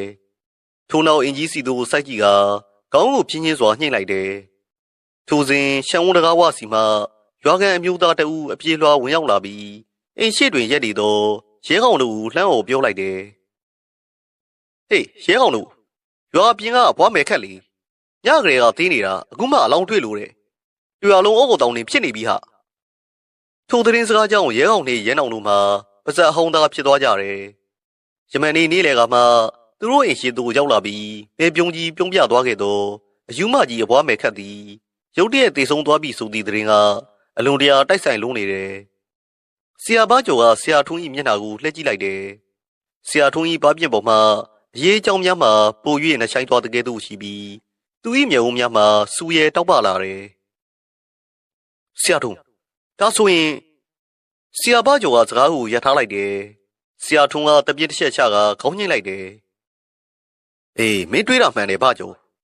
အောင်လန်းလုပ်တဲ့သူကပညာမနိုင်ပဲကိုကိုပြန်စားသွားတာဒါမှမဟုတ်အဲ့ဒီအောင်လန်းမိစ္ဆာကသူ့တခင်ကိုသူကိုယ်တိုင်ပြန်တက်လိုက်တာပဲအခုဒီအိမ်ပေါ်မှာရောက်နေတဲ့ကောင်ကတခင်မရှိတော့တဲ့သွေးဆနေတဲ့မိစ္ဆာစစ်စစ်ဖြစ်သွားပြီဒီကိစ္စကတော်တော်လေးကိုကြီးသွားပြီကွာဆရာထွန်း၏လေးနှက်လာသောစကားတန်ဆုံးတွင်ရဲအောင်၏မျက်နှာမှာပုံမူတင်းမာတော်ပြီးသူ၏လက်သီးကိုကြည့်ကြပါအောင်ဆုပ်လိုက်မိတော့တယ်အင်ကြီးအပေါ်ထက်စီမှမြည်သူ့ကိုမှဂယုမဆိုင်တော့သည့်အလားကြောချမ်းဖွယ်ရေမိုးတန်တဲ့ကလီအေးများနှင့်အတူလွင့်ပါလာသည်ကိုသူတို့အားလုံးကြားလိုက်ရပါတော့တယ်အင်ကြီးအပေါ်ထက်စီမှလွင့်ပါလာသောကြောချမ်းဖွယ်ရေမိုးတန်တဲ့သည်အောက်ထက်အခန်းတွင်ရက်နေကြသောရဲကောင်ဆရာဘကျော်နှင့်ပညာသည်ဆရာထွန်းတို့၏နစီကိုတိုက်ရိုက်လာရောက်ရိုက်ခတ်သွားတယ်ဆရာထွန်း၏တင်းမနေသောမျက်နှာပေါ်တွင်အရေးအကြောင်းများပုံမူနှချိုင်သွားပြီးသူ၏စူးချသောမျက်ဝန်းများကအပေါ်ထက်လေကားစီသို့စူးစိုက်ကြည့်လိုက်တယ်လာအပေါ်ထက်ကိုသွားကြမယ်ဆရာထွန်းကပြတ်သားသောလေတံဖြင့်ပြောလိုက်သည်နှင့်တပြိုင်နက်ရဲကောင်နှင့်ဆရာဘကျော်တို့သည်ရှေ့စင်နောက်စင်ဖြင့်တစ်သားလေကားထစ်များကိုခတ်တွတ်တက်သွားကြတယ်သူတို့နောက်မှရဲနောင်နှင့်ရဲသွေးတို့လည်းစိုးရင်တကြီးဖြင့်လိုက်ပါလာကြတယ်ထိုအချိန်မှာပဲဖခင်ဖြစ်သူဥပိုးတောင်နှင့်မိခင်တို့ဘွားစိန်တို့ဇနီးမောင်နှံသည်လည်းခရီးမှပြန်လဲရောက်ရှိလာကြခြင်းဖြစ်လေတယ်မိခင်ဖြစ်သူတို့ဘွားစိန်မှာဖျားနာကြံရစ်ခဲ့သောသမီးလက်နှင်းနွယ်ကိုစိတ်မချသဖြင့်အတုပအိမ်တွင်ကြာကြာမနေနိုင်တော့ပဲခင်မုန်းတဲ့အားပူစာကရွာသို့အစောတလင်လှဲဖြစ်ပြန်လာခဲ့ကြခြင်းဖြစ်တယ်အိမ်သို့ပြန်ရောက်ရှင်ပုံမူဆိုးရွားနေသောသမီးဖြစ်သူရဲ့အခြေအနေနှင့်ရဲကောင်ပင့်ဆောင်လာသောပညာသည်များကိုတွေ့ရသဖြင့်မိဘနှစ်ပါးစလုံးမှာတောကမိများဝိုင်းဝိုင်းလဲနေခဲ့ရတယ်အခန်းကျက်ကြီးတကားဝါသို့ရောက်သောအခါရဲကောင်ကတကားကိုအသာဆွဲဖွင့်လိုက်တယ်အခန်းတွင်းရှိလေထုမှာရေခဲတိုက်တစ်ခုကဲ့သို့ဝင်ရောက်သွားတဲ့ကဲ့သို့အိတ်စိတ်နေပြီးမိုးချက်ဖွယ်ရာကောင်းလာတယ်နေစီနေနှင်းယူတို့ညီမနှစ်ယောက်မှာတောင်းတနေရာတွင်ကြောက်လန့်တကြားဖက်၍ငိုယုံနေကြပြီးခရီးမှပင်ပန်းနွမ်းနေစွာဖြင့်အစိုးတက်လျင်ပြန်ရောက်လာချသောဒေါ်ဖွားစိမ်မှမူနှင်းရွယ်ဂရင်ဘေးတွင်ထိုင်ကသမီးဖြစ်သူအားမျက်ရည်လေရွယ်ဖြင့်ကြည့်နေကြတယ်ဥပိုးတောင်းမှလည်းသမီးလေးအတွက်စိတ်ပူကဖျားစင်ချေတွင်ပရိစိတ်၍စူတောင်းပေးနေတယ်နှင်းရွယ်သည်ဂရင်ပေါ်တွင်ရှေ့စင်းကမမတ်ထိုင်းနေတယ်သို့သောသူမ၏ပုံစံမှာယမန်နီကဆရာဘကျော်ကိုမြင်တွေ့စဉ်အားကဲ့သို့မဲပြုံးကြီးပြုံးနေခြင်းမျိုးမဟုတ်တော့ပေနှင်းရွယ်၏မျက်လုံးများမှာပြူးကျနေပြီးမျက်တောင်တစ်ချက်မျှမခက်ပဲအခန်းပေါဝါမှဝင်လာသောဆရာထုံးကိုသာစူးစိုက်ကြည့်နေတယ်ထိုအကြည့်များတဲ့တွင်လူသားတယောက်၏ခန်းစားချက်မျိုးလုံးဝကင်းမဲ့နေပြီးအမုန်းတရားနှင့်ရက်စက်မှုများသာအထင်သာပေါ်လင်းနေတယ်ဆရာထုံးသည်နှင်းရွယ်၏ဂရင်ရှိသူဖြင်းချင်းစွာရှောက်သွားလိုက်တယ်လေဘေးမှပရီကုန်းကြီးကိုလက်တစ်ဖက်ဖြင့်စုပ်ကင်ထားပြီးနှင်းရွယ်၏မျက်ဝန်းများကိုတက်တက်ဆိုက်ကြည့်လိုက်တယ်လွယ်လေသမီးဘလို့နေသေးလဲဆရာထုံးကတာမန်လူမမာတူကိုမိတကယ်သူအကဲဆန်း၍မိလိုက်တယ်နှင်းရွယ်ထဲမှမြည်သည့်အဖြစ်မှထွက်မလာပေသူမသည်ဆရာထုံးကိုစူးစိုက်ကြည့်နေမှရုတ်တရက်ခေါင်းကိုဟိုဘက်ဒီဘက်ခါရမ်းကအမေသမီးစီလာပါအောင်ဟုတစားစားအိုဟေခေါ်နေတော့တယ်သူမရဲ့အတန်မှနှင်းရွယ်၏မူလအတန်လေးအတိုင်းဖြစ်တော့လေအတန်ထွက်ပေါ်လာပုံမှာစက်ရုပ်တရုပ်ကအတန်သွင်းထားသည်ကိုဖွင့်ပြနေတကယ်သူခန်းစားချက်ကင်းမဲလာတယ်ဆရာထုံးကဒေါ်ဖွားစိန်ကိုလက်ကပြပြီးအနားသို့မလာစေရန်တားမြစ်လိုက်တယ်ထို့နောက်သူ၏မြန်ထားကိုရုပ်ရှိတင်းမာလိုက်ပြီးအလွန်ဩဇာပါသောကြောက်မက်ဖွယ်ကောင်းသောအတန်အိုးကြီးဖြင့်ဟင်းအောင်လိုက်တယ်ဟဲ့မိစ္ဆာနေအလိုလိုထွက်သွားမှာလားဒါမှမဟုတ်ငါကိုယ်တိုင်ထုတ်ပေးရမလားဆရာထိုးရဲ့အတန်ကြီးကြောင့်အခန်းထဲရှိမိသားစုဝင်များအလုံး၏ရင်ထဲတွင်ဒင်းကနေဖြစ်သွားပြီးကြသိမ်းမွေးခြင်းများပင်ထသွားရတယ်သို့တော်နှင်းရွက်မှမူ ထိုချင်းချောက်မှုကိုလုံးဝဂယူမဆိုင်သေးလားမျက်တောင်မခတ်တန်းဆက်ကြည့်နေပြီအမေဟုသာစက်တက်ရုံနေတော့တယ်ဆရာထုံးသည်အန်ကိုတင်းတင်းကြိတ်လိုက်ပြီးရဲကောင်နေဆရာဘကျုံအခန်းပြင်သို့ထွက်ရန်မျက်ရည်ပြလိုက်တယ်သုံးယောက်သားအပေါ်ထက်ရန်တာဘက်သို့ထွက်လာခဲ့ကြပြီးနောက်ဆရာထုံးကအတန်ကိုနှိပ်ကလေးနဲ့စွာပြုတ်လိုက်တယ်ရှင်နေမကောင်းဘူးကွဒီကောင်မလေးကိုအောင်လန်ပူးကတ်နေတာရက်တော်ကြာနေပြီမလားငါတက်ဒီလောက်ညှို့ကြည့်ပြီးအစွမ်းထက်တဲ့မိစ္ဆာမျိုးမတွေ့ဘူးသေးဘူးဟုတ်တယ်ဆရာထုံးကျွန်တော်ပြန်ရောက်ကြတဲ့ကညီမလေးရှင်တွေကတောက်လျှောက်စိုးနေတာဟုရဲကောင်ကမေယုံများထောင်တက်သည့်အထိဒေါသကိုမျိုးသိက္ခာဖြည့်တယ်အခုဒီအိမ်ပုံမှာရောက်နေတဲ့ຢာကတာမန်ပြောတာမျိုးမဟုတ်တော့ဘူးသူ့တခင်သေးသွားပြီဆိုတော့သူကပူပြီးရန်အားလာလိုက်မယ်လောလောဆယ်ဒီအိမ်ဝင်းထဲမှာအစီရင်တစ်ခုရှိနေနိုင်တယ်အဲ့ဒါကိုအရင်ဆုံးရှာဖွေမှဖြစ်မည်ဟုဆရာထုံးကရှင်းပြတယ်ထို့နောက်ဆရာထုံးသည်အိမ်အောင်ထက်သို့ဆင်းကရှံဝန်းတွင်းသို့ထွက်လာခဲ့တယ်သူသည်ရှံဝန်းတစ်ခုလုံးကိုမျက်စိမိတ်၍အာယုံခံနေပြီးနောက်ရမန်ဒီညာကနှင်းရွယ်ကိုသတိလေးမြင်မျောလျက်အနေထားဖြင့်တွေ့ရှိခဲ့ရသောအနောက်ဘက်ရှိဝေယုံတအုပ်ကြီးစီသို့တန်တန်မမတ်ချောက်သွားတော့တယ်ဝေယုံတအုပ်ခြေသို့ရောက်သောအခါဆရာထုံးသည်ရှေ့လမ်းများကိုရပ်တန့်လိုက်ပြီးဝေယုံပင်များကိုတေချာစွာစူးစမ်းကြည့်ရှုနေတယ်ရဲကောင်မင်းတို့ညီကိုတွေဓမ္မတွေတွားယူခဲ့ဒီဝေယုံတော်ကိုအကုန်ခုတ်ထွင်းရှင်းလင်းပြစ်စမ်းဆရာထုံးရဲ့မိန်ကြောင်ရဲကောင်တွေရဲနောင်တို့ညီကိုသည်အိမ်နောက်ဖေးမှဓမ္မကြီးများကိုယူဆောင်လာကြပြီး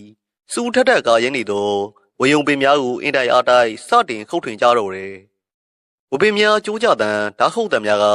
တိတ်ဆိတ်နေသောပတ်ဝန်းကျင်စူညံသွားတယ်ခဏကြာဝေယုံတော်၏အတွင်ပိုင်းသို့အနှင်းငယ်ရောက်ရှိသွားချိန်တွင်ရုတ်တရက်အလွန်တရာဆိုးရွားလာသောအပုံးနံကြီးတစ်ခုကဘုံနဲ့လွင့်ပြန်ထွက်ပေါ်လာတယ်ထိုနက်မှာလူသေးလောင်းတစ်လောင်းကိုရပ်ပေါင်းများစွာပစ်ထားရမှထွက်ပေါ်လာသောလူသေးကောင်ပုံးနံမျိုးဖြစ်ပြီး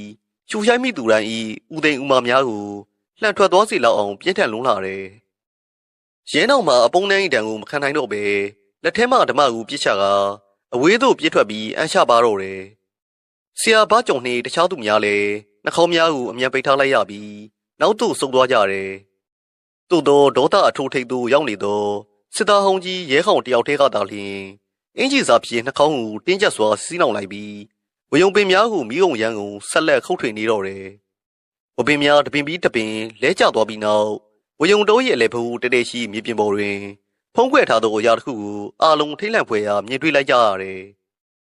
ထိုအရာမှာဝေရဲချောင်များတိရွက်ဆွေများနှင့်ရုံနှောင်းနေသောအရာတစ်ခုဖြစ်ပြီးကိုစင်းများကဲ့သို့စိတ်ကကဲ့နောက်ကြီးကြီးအရေးရွှဲများကပုံဝင်းကျင်တွင်ပေပွားလျက်ရှိတယ်ထိုအရာမှနေ၍အလွန်ပြင်းထန်သောအပုံးနံကြီးများထောင်ထောင်ထွက်ပေါ်နေခြင်းဖြစ်တယ်မဲဟောင်ဆွေးမြင့်နေသောထိုစီရင်၏အလဲတွင်အမွေချမ်းများအယိုးစာများနှင့်တွဲဆိုးနေသောအဝိစုပ်တချို့ကိုပါယုံချဖွယ်တွေ့မြင်နေရတယ်ဒါဘာကြီးလဲဗျရဲကောင်ကဓမ္မကိုကင်ထားရင်မေးလိုက်တယ်ဆရာဘာကျော်ကရှေ့သို့တိုးလာပြီးထိုကိုရာကိုဒုတ်ချောင်းဖြည့်ထိုးကော်ကြည့်ရန်ပြင်းလိုက်တယ်ဟေးမထိနဲ့လုံးဝသွားမထိနဲ့ဆရာထုံးကအလံကြားအော်ဟစ်တားမြစ်လိုက်တယ်ဒါအောင်လန်းပညာမှာအဆိုးရွားဆုံးစီရင်ထားတဲ့အသေးကောင်ရဲ့အစီနှစ်တွေပဲသွားထိလိုက်ရင်အပင်းဝင်သွားလိမ့်မယ်အခုချက်ချင်းရင်နှစီယူလာပြီးမိရှို့ပြစ်ကြဆရာထုံးရဲ့စကားကြောင့်ရဲသွေးသည်အိမ်ပေါ်သို့ပြေးတက်ခါရင်နှစီဘုံကိုယူလာပြီးထိုစီရင်အဖုတ်တိုးကြီးပေါ်သို့လောင်းချလိုက်လေတယ်ထို့နောက်မိချစ်ချီ၍ပြစ်ချလိုက်ရာမိတော့ကြီးမှာဝုံနဲ့ထထောက်သွားတော့တယ်မိဟက်သွားသည့်နေ့ပြိုင်နဲ့ထိုအရာကြီးထံမှစူးချသောအတန်တန်ကလေပူများနှင့်အတူလွင့်ပါလာတဲ့ကဲ့သို့ထူးဆန်းစွာကြားလိုက်ရတယ်ထိုအချိန်မှပင်အိမ်ပေါ်မှအလုံးကျဲလောင်သောခြေဆောက်နင်းတန်ကြီးများရုတ်တရက်ထွက်ပေါ်လာတယ်လူတယောက်သည်အိမ်ပေါ်ထမှနေ၍အောက်ထပ်သို့လော်ဒီပြေးဆင်းလာသောအတန်ဖြစ်လေတယ်ဟေးဘာဖြစ်တာလဲဆရာထုံးကအိုမေးလိုက်စင်မှပင်အိမ်နောက်ဖေးတကားဝစီမှအင်းရွက်တယောက်စပင်ဖားရဖြစ်ပြေးထွက်လာသည်ကိုတွေ့လိုက်ရတယ်သူမ၏မျက်လုံးများမှနီးရဲနေပြီးမီးလောင်နေသောအစီရင်ရှိရာဝေယုံတိုးစီသို့တွေ့ယူတွေ့တန်ပြေးဝင်လာခြင်းဖြစ်တယ်သူမကိုဖမ်းထားကြစမ်း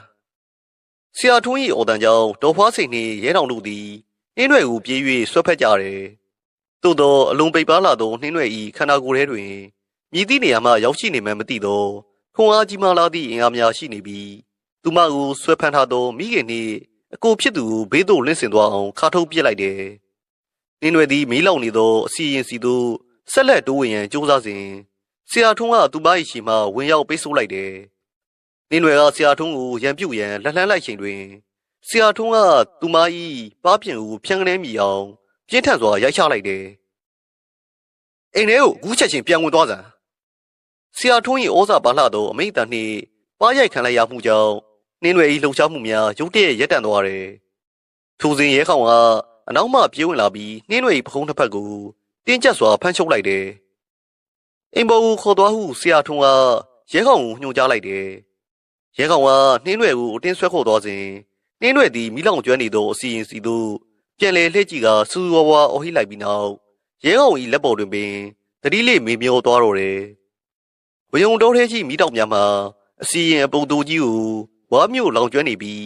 းမဲနဲ့နေသောမိခုံးဝင်များကလေထူထဲသို့လွင့်ပြန်တက်သွားတယ်။အပုံးနဲ့များမှမူအလွယ်တကူပျောက်ကွယ်မသွားသေးပဲပတ်ဝန်းကျင်တစ်ခုလုံးတွင်အိုင်ထုံးနေစေဖြစ်တယ်။အိမ်ပေါ်သို့ပြန်ရောက်သောအခါဆရာထုံးသည်ပြူရော့အားတတိလစ်နေသောနှင်းရွယ်ကိုစစ်ဆေးကြည့်ရှုပြီးနောက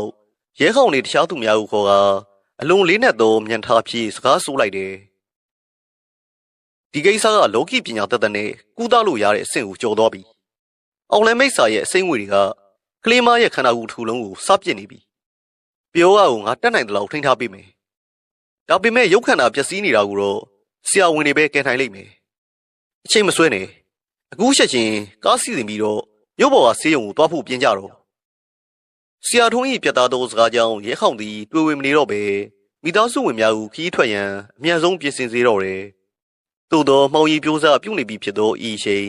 ဘကူးယုံမ၏တော်လန်ခီးချမ်းကြီးကိုဖျက်တမ်းကမြို့ပေါ်သို့သွားမိခီးစဉ်သည်သူတို့ထင်ထားသလောက်ရှုံးမွေ့နေမည်မဟုတ်ကြောင်းကိုမြည်သူအားမှကြိုတင်မခံမနိုင်ခဲ့ကြပေ။ဝယုံတောတွင်မှမိဟုံတောက်လောင်နေသောအစီရင်အပုပ်တိုးကြီးထံမှထွက်ပေါ်လာသည့်မဲနဲ့သောမိခုံးဝင်များသည်ညဦးပိုင်းလေထူထဲတွင်ရောနှောလွင့်ပြန်လျက်ရှိတယ်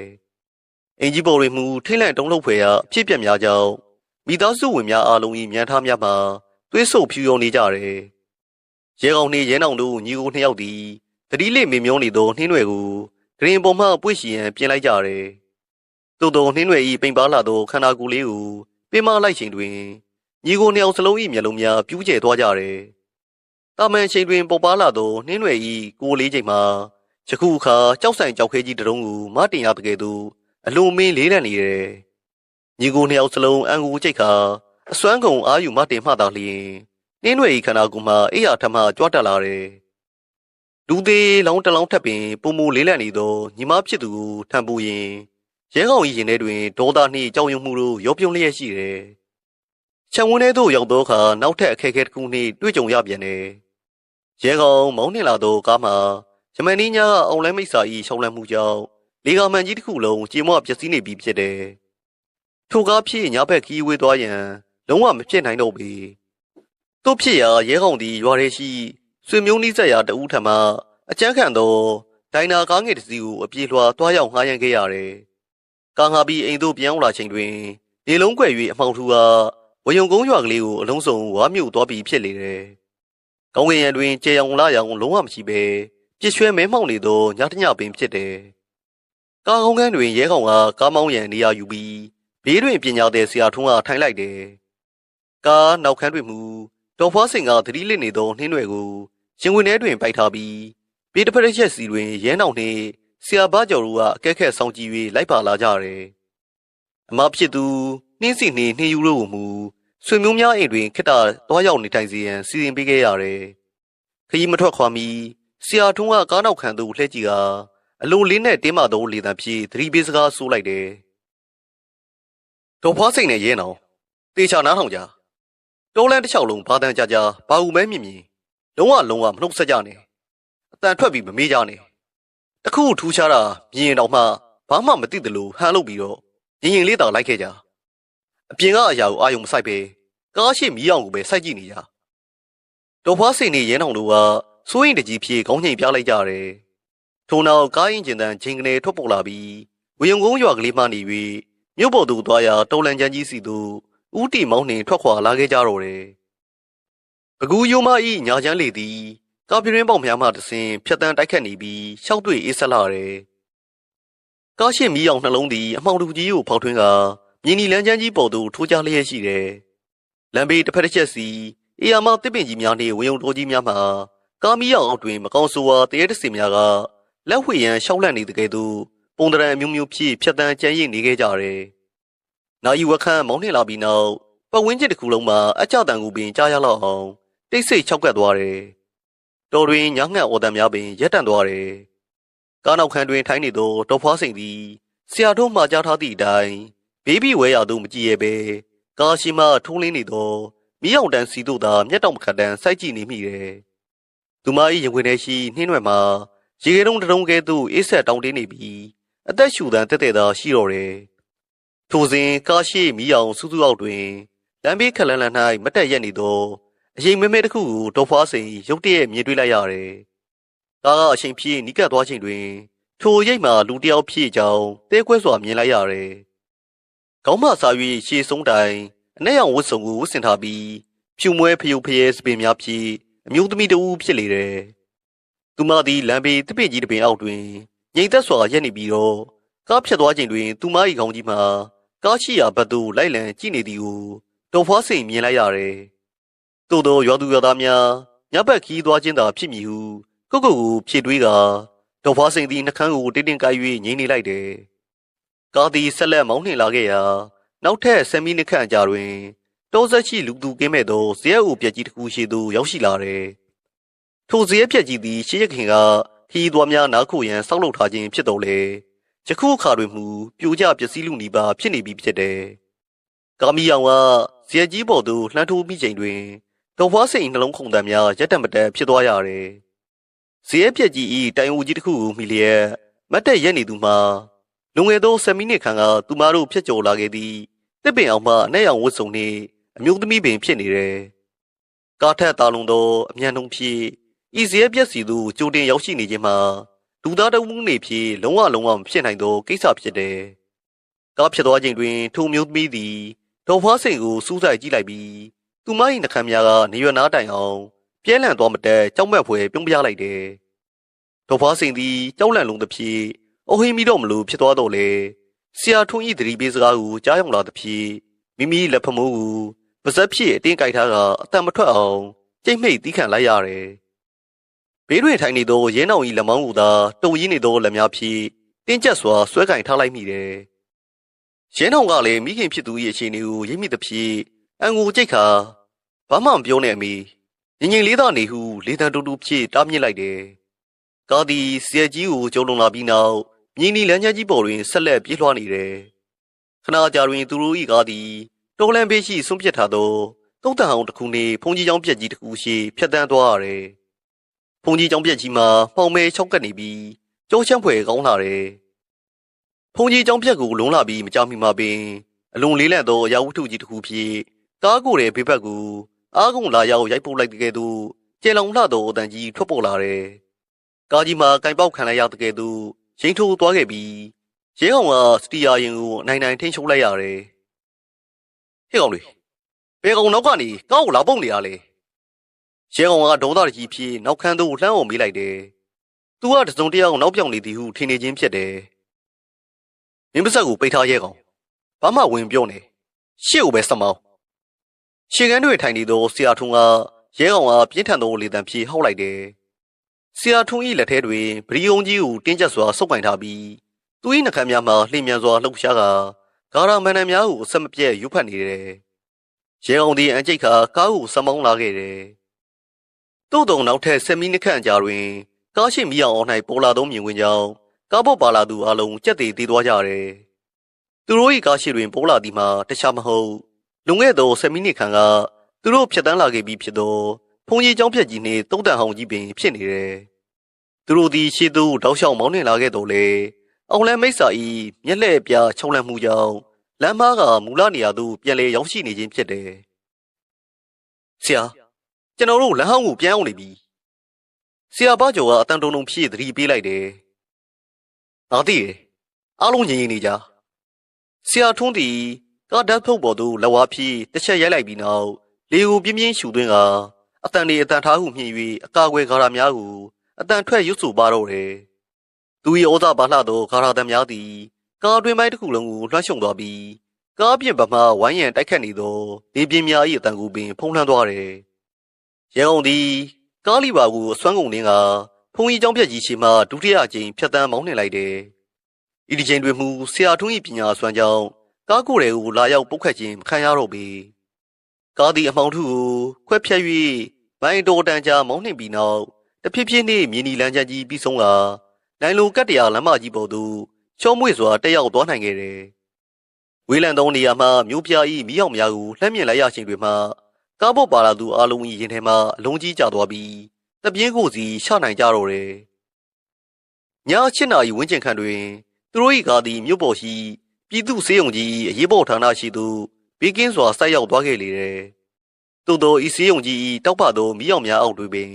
်သူတို့ကိုစောင့်ကြိုနေသောပုံမူဆိုးရွားလာသည့်အိမ်မက်ဆိုးကြီးတစ်ခုကရှိနေသေးသည်ဟုမူပြည်သူအမှကြိုတင်သိမြင်နိုင်ခြင်းမရှိခဲ့ကြပေ။မိကြောင်လေးယောက်များအောက်တွင်ဆေးရုံ၏အရေးပေါ်ဌာနသည်ပိုးသက်ဆေးနှံများဖြင့်ပြည့်နှက်နေတယ်။လူနာတင်ဘိန်းတက်ဂရင်လေးကိုတွန်းလာသောသူနာပြုဆရာမများ၏ရှေ့သံများသည်တိတ်ဆိတ်နေသောဆေးရုံစင်းကြံလန်တစ်လျှောက်ပဲ့တင်ထက်လျက်ရှိတယ်။တတိလေးမေမျောနေသောနှင်းတွေကို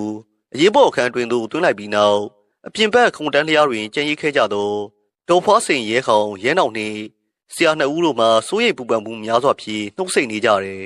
။ဆရာဝန်ကြီးတဦးကနှင်းတွေကိုအတော်ကြာအောင်စစ်ဆေးပြီးနောက်အပြင်သို့ထွက်လာတယ်။လူနာအတော်လေးအားပြတ်နေတယ်။ကိုပူချိန်ကလည်းပုံမှန်မဟုတ်ဘူး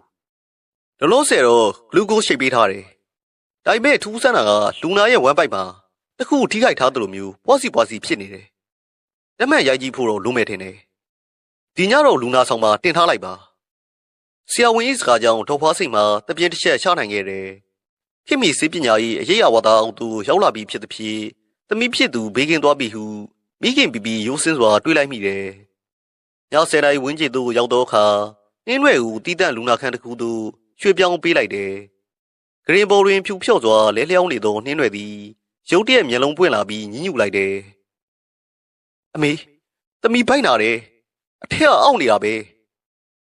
နှင်းရွယ်၏အတန်မှာပုံမှန်နှင်းရွယ်လေး၏အတန်တိုင်းပြန်ဖြစ်နေသဖြင့်ဒေါ်ဖွားစိန်မှာဝမ်းသာအားရဖြင့်သမီးဖြစ်သူ၏နှစ်ဖူးလေးကိုပြစ်ဆန်းလိုက်တယ်။ဘာမှမပူနဲ့တော့သမီးလေး။အခုဆေးရုံကိုရောက်နေပြီ။ဆရာဝန်တွေကူပေးလိုက်မယ်နော်ဟုမျက်ရည်လဲရွယ်ဖြင့်နှစ်သိမ့်လိုက်တယ်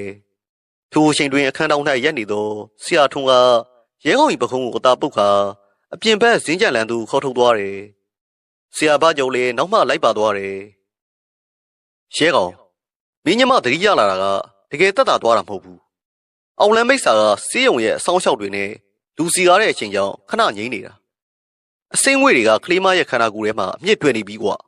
။ဆရာထွန်း၏မြန်ထားမှာအလွန်လေးလက်နေတယ်။ဒါဆိုကျွန်တော်တို့ဘာဆက်လို့ရမလဲဆရာ။ရဲကောင်ကစိုးရင်တကြီးမေးလိုက်တယ်။ငါနဲ့ဘာကြော်ရွာပြန်ပုတ်ပြီ။မက်ခတ်သေးသွားပြီဆိုတော့ဒီအောင်လန်းမိတ်ဆာကသခင်မဲဖြစ်ပြီးပိုတောင်းချမ်းလိမ့်မယ်။ငါရွာကနေပြီးအဝေးရောက်စီရင်တခုလုံးမရမယ်။ဒီစီးရုံပေါ်မှာငါတို့ပညာသည်တွေနေလို့မသိတော့ဘူး။မင်းညမကိုမေကြီးနဲ့ရဲနောင်ကိုစောင့်ခိုင်းထားခဲ့။ရဲကောင်ဒီတွေ့ဝေသွားတော့လေဆရာထွန်း၏စကားကိုလုံဆန်၍မရမှန်းသိသဖြင့်သဘောတူလိုက်ရတယ်။သူဒီအခန်းထဲသို့ပြန်ဝင်ကမိခင်ဖြစ်သူနှင့်ညီမဖြစ်သူရဲနောင်ကိုအကျိုးကြောင့်ရှင်းပြပြီးနောက်ဆရာနှစ်ဦးကိုတင်ကရွာသို့ညာတွင်ချင်းပြန်လဲထွက်ခွာသွားတော့တယ်။ဆေးရုံခန်းကျက်ကြီးတဲ့တွင်ဒေါ်ဖွားစိန်ရဲနောင်နှင့်ဂရင်ပုံမနှင်းရွယ်တို့သုံးရဲသာကြံ့ရိပ်ခဲ့တယ်။ညင်းတဲ့တကောင်ရန်အချိန်သို့ရောက်ရှိလာတယ်။ဆေးရုံတစ်ခုလုံးမှာလူသူကင်းရှင်းကတိတ်ဆိတ်ချောက်ကပ်နေတယ်။ရဲနောင်သည်လူနာဆောင်ကလထိုင်ပေါ်တွင်ထိုင်ရင်အိမ်မိုးကျနေပြီဖြစ်တယ်။ဒေါ်ဖွားစိန်မှမူသမီးဖြစ်သူကိုစိတ်မချသဖြင့်မင်းနိုင်သေးပဲဂရင်ဘေးတွင်ထိုင်ဆောင်နေတယ်။ဆေးရုံခန်း၏လေထုမှာအကြောင်းပြချက်မရှိပဲတဖြည်းဖြည်းအေးဆက်လာတယ်။ပိုးသက်စင်းနှံများကြားထဲမှမပီဝဲတဝဲအနမ်းသက်တစ်ခုမြေစုံနှန်းနှင့်တွင်းညီနှံရောချက်နေသောအနံကဒေါ်ဖွားစိန်နှာခေါင်းထဲသို့တိုးဝင်လာတယ်။ငုံကျက်လုံးတစ်ပြေးဒေါ်ဖွားစိန်ထိုင်ရမထကအခန်း၏လာတာဆောင်ဘက်သို့ရှောက်သွားပြီးလေကောင်းလေတန့်ရှူရန်ပြရင်းပေါက်ကိုအနှဲငယ်ဆွဲဖွင့်လိုက်တယ်။ဆေးရုံအနောက်ဘက်ရှိတစ်ပင်ကြီးများစီမှညငတ်အော်တန်တစ်ချက်နှစ်ချက်ကိုကြားလိုက်ရတယ်။ထိုစဉ်သူမ၏နောက်ကျောဘက်ဂရင်စီမှအတန်တစ်ခုထွက်ပေါ်လာတယ်။အမေရေစားတယ်။ဒေါ်ဖွားစိန်သည်အမြန်လှည့်လာပြီးရေဘူးထဲမှရေကိုခွက်ထဲသို့ထည့်ကနှင်းရွယ်အားတိုက်လိုက်တယ် နင်းရွယ်သည်ရေဦးအငမ်းမရတောက်ချလိုက်ပြီးနောက်မျက်လုံးများကိုကလေးကလေးလှုပ်ခါပတ်ဝန်းကျင်ကိုကြည့်လိုက်တယ်ဒီနေရာကဘယ်နေရာလဲအမေမြို့ပေါ်ကစီးရုံလေးသမီးရဲ့သမီးနေမကောင်းလို့ကိုရဲကောင်တို့ခေါ်လာတာနင်းရွယ်သည်ဘာမှဆန်ပြောပဲခေါင်းကိုသာတာညှိလိုက်တယ်သို့တော်သူမရဲ့အကြီးများကဒေါ်ဖွားစိန်ကိုကြုံလုံ၍ပြရင်းပေါက်ရှိရာလာတောက်ဆောင်ဘက်စီသို့ရောက်ရှိသွားပြီးနောက်မျက်လုံးများပြူးကျသွားတယ်ဒေါ်ဖွားစိန်လည်းသမီးဖြစ်သူ၏အကြီးနောက်သို့ရောင်ရမ်းလိုက်ကြည့်လိုက်မိတယ်ပြရင်းပေါက်၏အောက်ရှိတကားပေါင်ပေါ်တွင်အလွန်တရာကြီးမားလှသောကြောင်တဲ့ကြီးတစ်ကောင်ငုတ်တုတ်ထိုင်းနေသည်ကိုထိတ်လန့်ဖွယ်တွေးလိုက်ရတယ်ထိုကြောင်တဲ့ကြီးမျက်လုံးနှလုံးမှာမိခဲများကဲသို့ရဲတောက်နေပြီးနှင်းရွယ်ကိုစူးစိုက်ကြည့်နေတယ်စီယုံ၏အပေါ်ထက်အခန်းတစ်ခုသို့ဤကြောင်တဲ့ကြီးမိတို့ရောက်နေသည်နည်းဆိုသည်မှာစဉ်းစား၍ပင်မရနိုင်ပေဒေါ်ဖွားစိန်ကြက်သေးသေးနေစဉ်မှာပင်စီယုံ၏အပြင်ဘက်ဇင်းကြလန်းစီမှာသူမတို့မိသားစုလုံးဝမေးဖြောက်၍မရနိုင်တော့သောအတန်တဲ့ကြီးတစ်ခုကလေထဲတွင်တွဲလဲခို၍ထွက်ပေါ်လာတော့တယ်တီဟုတ်ဟူသောအတန်ကြီးမှာအလွန်ဝေးကွာသောနေရာမှလာတကယ်သို့တွန်းညင်းတော်လဲစီယုံတစ်ခုလုံး၏တိတ်ဆိတ်မှုကိုဖောက်ခွဲပစ်လိုက်တကယ်သို့ပြီးသားလုံးလာတယ်ဒေါ်ဖွားစိန်၏တကူလုံးရှိစက်သိမ်းမှုညင်းများထောင်တက်သွားပြီးနှလုံးခုန်သက်များရက်တက်မတက်ဖြစ်သွားရတယ်တီဟုတ်ဒုတိယကြိမ်ထွက်ပေါ်လာသောအတန်မှာပုံမူနီးကပ်လာတယ်အခန်းပြင်ပါကြီးဇင်းကြံလန်းတိုင်းတစုံတစ်ခုကပြင်းညင်းစွာရှောက်လှမ်းလာနေတကယ်သို့ခြေတံလေးတန်များကိုတွဲလျက်ကြားလာရတယ်ဒေါ်ဖွားစိန်သည်အိပ်ပျော်နေသောရဲနောင်ကိုတွားနှိုးရန်ခြေလန်းလိုက်တော့လေသူမ၏ခြေတော်များမှာခဲဆွဲထားတကယ်သို့လေးလံထိုင်းမိုင်းနေပြီးအတန်များလဲအာကောင်ထဲတွင်တစ်ဆွနေတယ်သူမလုံးဝလှုပ်ရှား၍မရတော့ပေအောင်လန်းပညာ၏အမဲရောင်ငွေးတံများကဤခန်းလေးတစ်ခုလုံးကိုအလုံးပိတ်လွှမ်းရှုံလိုက်ပြီးဖြစ်လေတယ်တီဟုတ်ဟူသောဒုတိယမြောက်အတန်သည်အခန်းတကားဝစီမှတိုက်ရိုက်ထွက်ပေါ်လာခြင်းဖြစ်တယ်ထို့နောက်အခန်းတကားမှဖြင်းချင်းစွာဖွင့်ရသွားပြီးဇင်းကြံလန်မှမီးအောင်ဖြုတ်သည်အခန်းတွင်းသို့ဖြားကျလာတယ်သို့သောတကားဝတွင်မြည်သူမှရပ်မနေပေမဲမောင်နေသောအရေးကြီးတစ်ခုသာလျှင်ကျမ်းပြင်ပေါ်မှတွားသွား၍အခန်းတွင်းသို့ဝင်ရောက်လာသည်ဟုဒေါ်ဖွားစိန်၏မျက်လုံးများဖြင့်အထင်သာမြင်တွေ့နေရတယ်ထိုရိပ်မဲကြီးသည်နှင်းရွယ်၏ဂရင်အောက်သို့တိုးဝင်ပြောက်ွယ်သွားတယ်ထိုအချိန်တွင်ပြင်းပေါက်ပေါင်ပေါ်ရှိကြောင်တဲ့ကြီးသည်လည်းအောက်သို့ခုန်ဆင်းလိုက်ပြီးအမှောင်ထဲတွင်ပြောက်ွယ်သွားတော့တယ်တပြိုင်နက်တည်းမှပင်ဂရင်ပေါ်တွင်လဲလျောင်းနေသောနှင်းရွယ်၏ခန္ဓာကိုယ်မှာကျုံဆွဲရုပ်တစ်ခုကဲ့သို့စက်ခနဲထထိုင်လိုက်တယ်။နှွယ်လေးသမီးဒေါ်ဖွားစိန်ကအတန်တုံတုံဖြည့်ခေါ်လိုက်တယ်။နှင်းရွယ်သည်မိခင်ဖြစ်သူဘက်သို့ချင်းချင်းစွာလှည့်ကြည့်လာတယ်။သို့သောထုံမျက်နှာသည်သူမ၏ချစ်စရာကောင်းသောသမီးလေးနှင်းရွယ်၏မျက်နှာမဟုတ်တော့ပေ။မျက်တောင်တစ်ချက်မှမခက်ပဲစိုက်ကြည့်နေသောထုံမျက်ဦးများထဲတွင်လူသားတဝိအသက်ဝိညာဉ်လုံးဝကင်းမဲ့နေပြီဖြစ်တယ်။သူမ၏နှခမ်းများကနေရွက်တိုင်အောင်ပြဲလန့်တက်သွားမတက်ကော့တက်သွားပြီးတောလန်းတွင်တွေ့ခဲ့ရသောအဖွားမက်ခက်၏အပြုံမျိုးရက်ဆက်သောမိစ္ဆာတကောင်၏အပြုံမျိုးဖြည့်ပြုံးလိုက်တယ်။ဒီဆေးရုံကငါ့ကိုတားနိုင်မယ်ထင်နေရလား။နှင်းတွေ၏ပါးစပ်မှထွက်ကြလာသောအတန်မှာအလွန်တရာအောချနိုင်ပြီးအေးဆက်လာသောအတန်ကြီးဖြစ်တယ်။မိခင်တယောက်၏ရင်ခွဲပလက်ဖြည့်ရမည့်အချိန်မကောင်းဆိုးဝါး၏ရဆက်မှုအထိုးထိပ်သို့ရောက်ရှိမည့်အချိန်သည်ဤတိတ်ဆိတ်နေသောဆေးရုံလေးထဲတွင်စတင်နေပြီးဆိုသည်ဟုဒေါ်ဖွားစိန်တယောက်တွေးပြတ်ဖွယ်ရာသိမြင်လိုက်ရပါတော့တယ်။ဆေးရုံခန်းကျယ်ကြီးရဲ့ရှိလေထုမှာအကြတန်ကိုပင်ကြားရလောက်အောင်တိတ်ဆိတ်သွားတယ်။ဒေါ်ဖွားစိန်၏တကူလုံးရှိသွေးကြောများမှာအေးခဲသွားတကယ်သို့ရှိပြီးအသက်ရှူရန်ပင်မေးလျော်နေမိတယ်။ထို့နောက်နှင်းရွယ်သည်ဒေါ်ဖွားစိန်ကိုမျက်တောင်ခတ်တန်းစိုက်ကြည့်ကခန်းစားချက်လုံးဝမပါဝင်သောရေခဲတမျှအီဆလာသည့်လေတံပြက်ပြက်ဖြင့်စကားတစ်ခုကိုစိုးလိုက်တယ်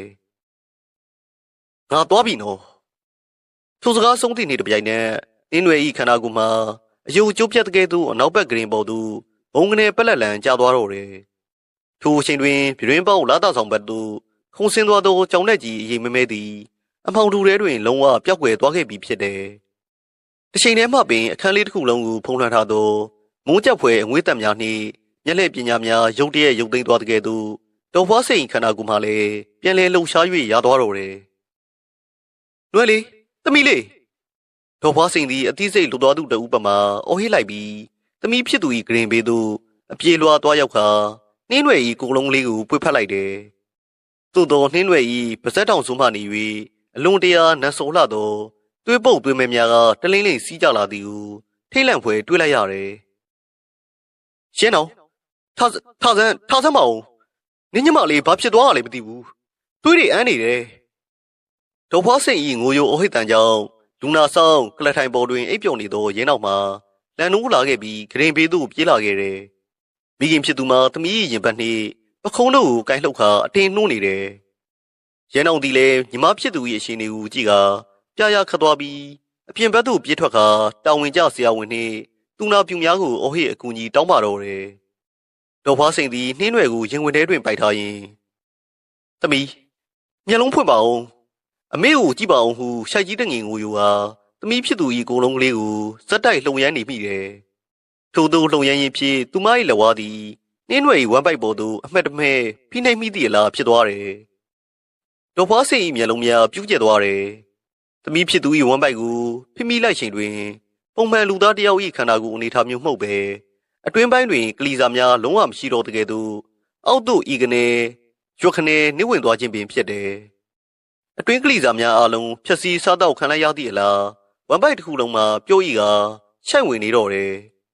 မကြမီဆရာဝန်နှင့်သူနာပြုများအခန်းထဲသို့ပြေးဝင်လာကြပြီးနှင်းရွယ်ကိုအရေးပေါ်ကူးသားမှုများပြုပေးရန်ကြိုးပမ်းကြတယ်သို့သောအရာအလုံးနောက်ကျသွားခဲ့လေပြီထိုညကမြို့ပေါ်ရှိစီးရုံကြီး၏ဂရင်ပေါ်တွင်ပင်နှင်းရွယ်တယောက်သွေးပုံများအံကအသက်ဝိညာဉ်ရှုံငိမ်သွားခဲ့ရလေတယ်ခင်မီစေပညာသည်လည်းအောင်လဲမိတ်စာ၏မမြင်ရသောရက်ဆက်မှုနှင့်လက်သေးကုပ်ရာများကိုမကယ်တင်နိုင်ခဲ့ပေရန်နေငယ်ကြာဝယုံကုန်းရွာလေးရှိဥပိုးတောင်းတို့၏သသားအင်ကြီးတွင်ဆွေမြေ့ကြေကွဲဖွဲ့ရာငိုရှိုက်တံများကဖုံးလွှမ်းလျက်ရှိတယ်သမီးလက်ဖြစ်သူနှင်းရွယ်၏နာရေးကိုကျေးလက်ထုံးစံအတိုင်းရိုးရိုးချင်းချင်းပင်ကျင်းပခဲ့ကြတယ်ရဝင်းမှဆွေမျိုးသားချင်းများနှင့်ရဲကောင်၏မိတ်ဆွေတငယ်ချင်းတို့သာနာရေးသို့လာရောက်ကြတယ်ရွာသူရွာသားအများစုမှာနာရေးအိမ်သို့လာရောက်ရန်ပင်ကြောက်ရွံ့နေကြတယ်ရွာထဲတွင်နှင်းရွယ်၏တည်ဆုံမှုနှင့်ပတ်သက်၍ထိတ်လန့်ဖွယ်ရာကောလာဟာလာများကနေရာအနှံ့ပြန့်နှံ့နေခဲ့ပြီးဖြစ်တယ်ဥပိုးတောင်းတို့အိမ်မှသမီးလက်မှာရိုးရိုးကဖြစ်တည်ဆုံခြင်းမဟုတ်ပဲအောက်လန်းကဝေမိတ်စာ၏စားတော့ရှင်ကိုခံလိုက်ရသဖြင့်ကလီစာများမရှိတော့ပဲတည်ဆုံရခြင်းဖြစ်သည်ဟုတစားသတင်းထွက်နေခဲ့ခြင်းဖြစ်တယ်ဒေါ်ဖွားစိန်မှာသမီးဖြစ်သူ၏အဖြစ်ပြကြောင်းရင်ဝဲပက်လက်ဖြစ်ခါမျက်ရည်မခမ်းနိုင်အောင်ရှိနေပြီးဖခင်ဖြစ်သူဥပိုးတောင်းမှလည်းသမီးလေး၏ရက်လေဆုံးတုပ်ပွဲတွင်အရွယ်နှင့်မမျှအောင်အုံမင်းရရော်သွားတကယ်သူရှိလေတယ်ညီအမများဖြစ်ကြသောနှင်းစီနှင့်နှင်းယူတို့မှလည်းကြောင်ယုံမှုနှင့်ဝမ်းနည်းမှုတို့ရောထွေးကာအိမ်ပြင်သို့ပင်မထွက်ရဲကြတော့ပေသို့သောထိုဝမ်းနည်းကြေကွဲမှုများကြားတွင်နာကျင်မှုကိုဒေါသအဖြစ်ပြောင်းလဲပစ်လိုက်သူတဦးရှိတယ်ထိုသူမှာအကူကြီးဖြစ်သူရဲခေါင်ပင်ဖြစ်တယ်စစ်မြေပြင်တွင်အသက်ကိုဗရဏာမထားပဲရန်သူကိုတိုက်ခိုက်ခဲ့မှုသောရဲကောင်သည်မိမိညီမအရင်လေးကိုမျက်စိရှိတွင်အောင်လဲမိတ်စာ၏ရက်ဆက်စွာတပ်ဖြတ်ခြင်းခံလိုက်ရသည်ကိုလုံးဝမကျေနပ်နိုင်ပေသူ၏ရင်ထဲတွင်တောက်လောင်နေသောဒေါသမီးတောက်သည်ပူပြင်းလာသောငွေနေမင်းထပ်ပင်ပုံမူပြင်းထန်နေတယ်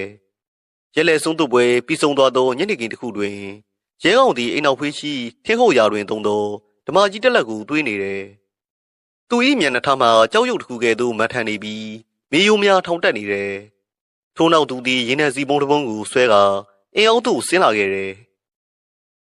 ရဲကောင်မင်းဘယ်သွားမလို့လဲဆရာဘာကျော်ကအကဲခတ်မိသဖြင့်နောက်မှလိုက်လာကမေးလိုက်တယ်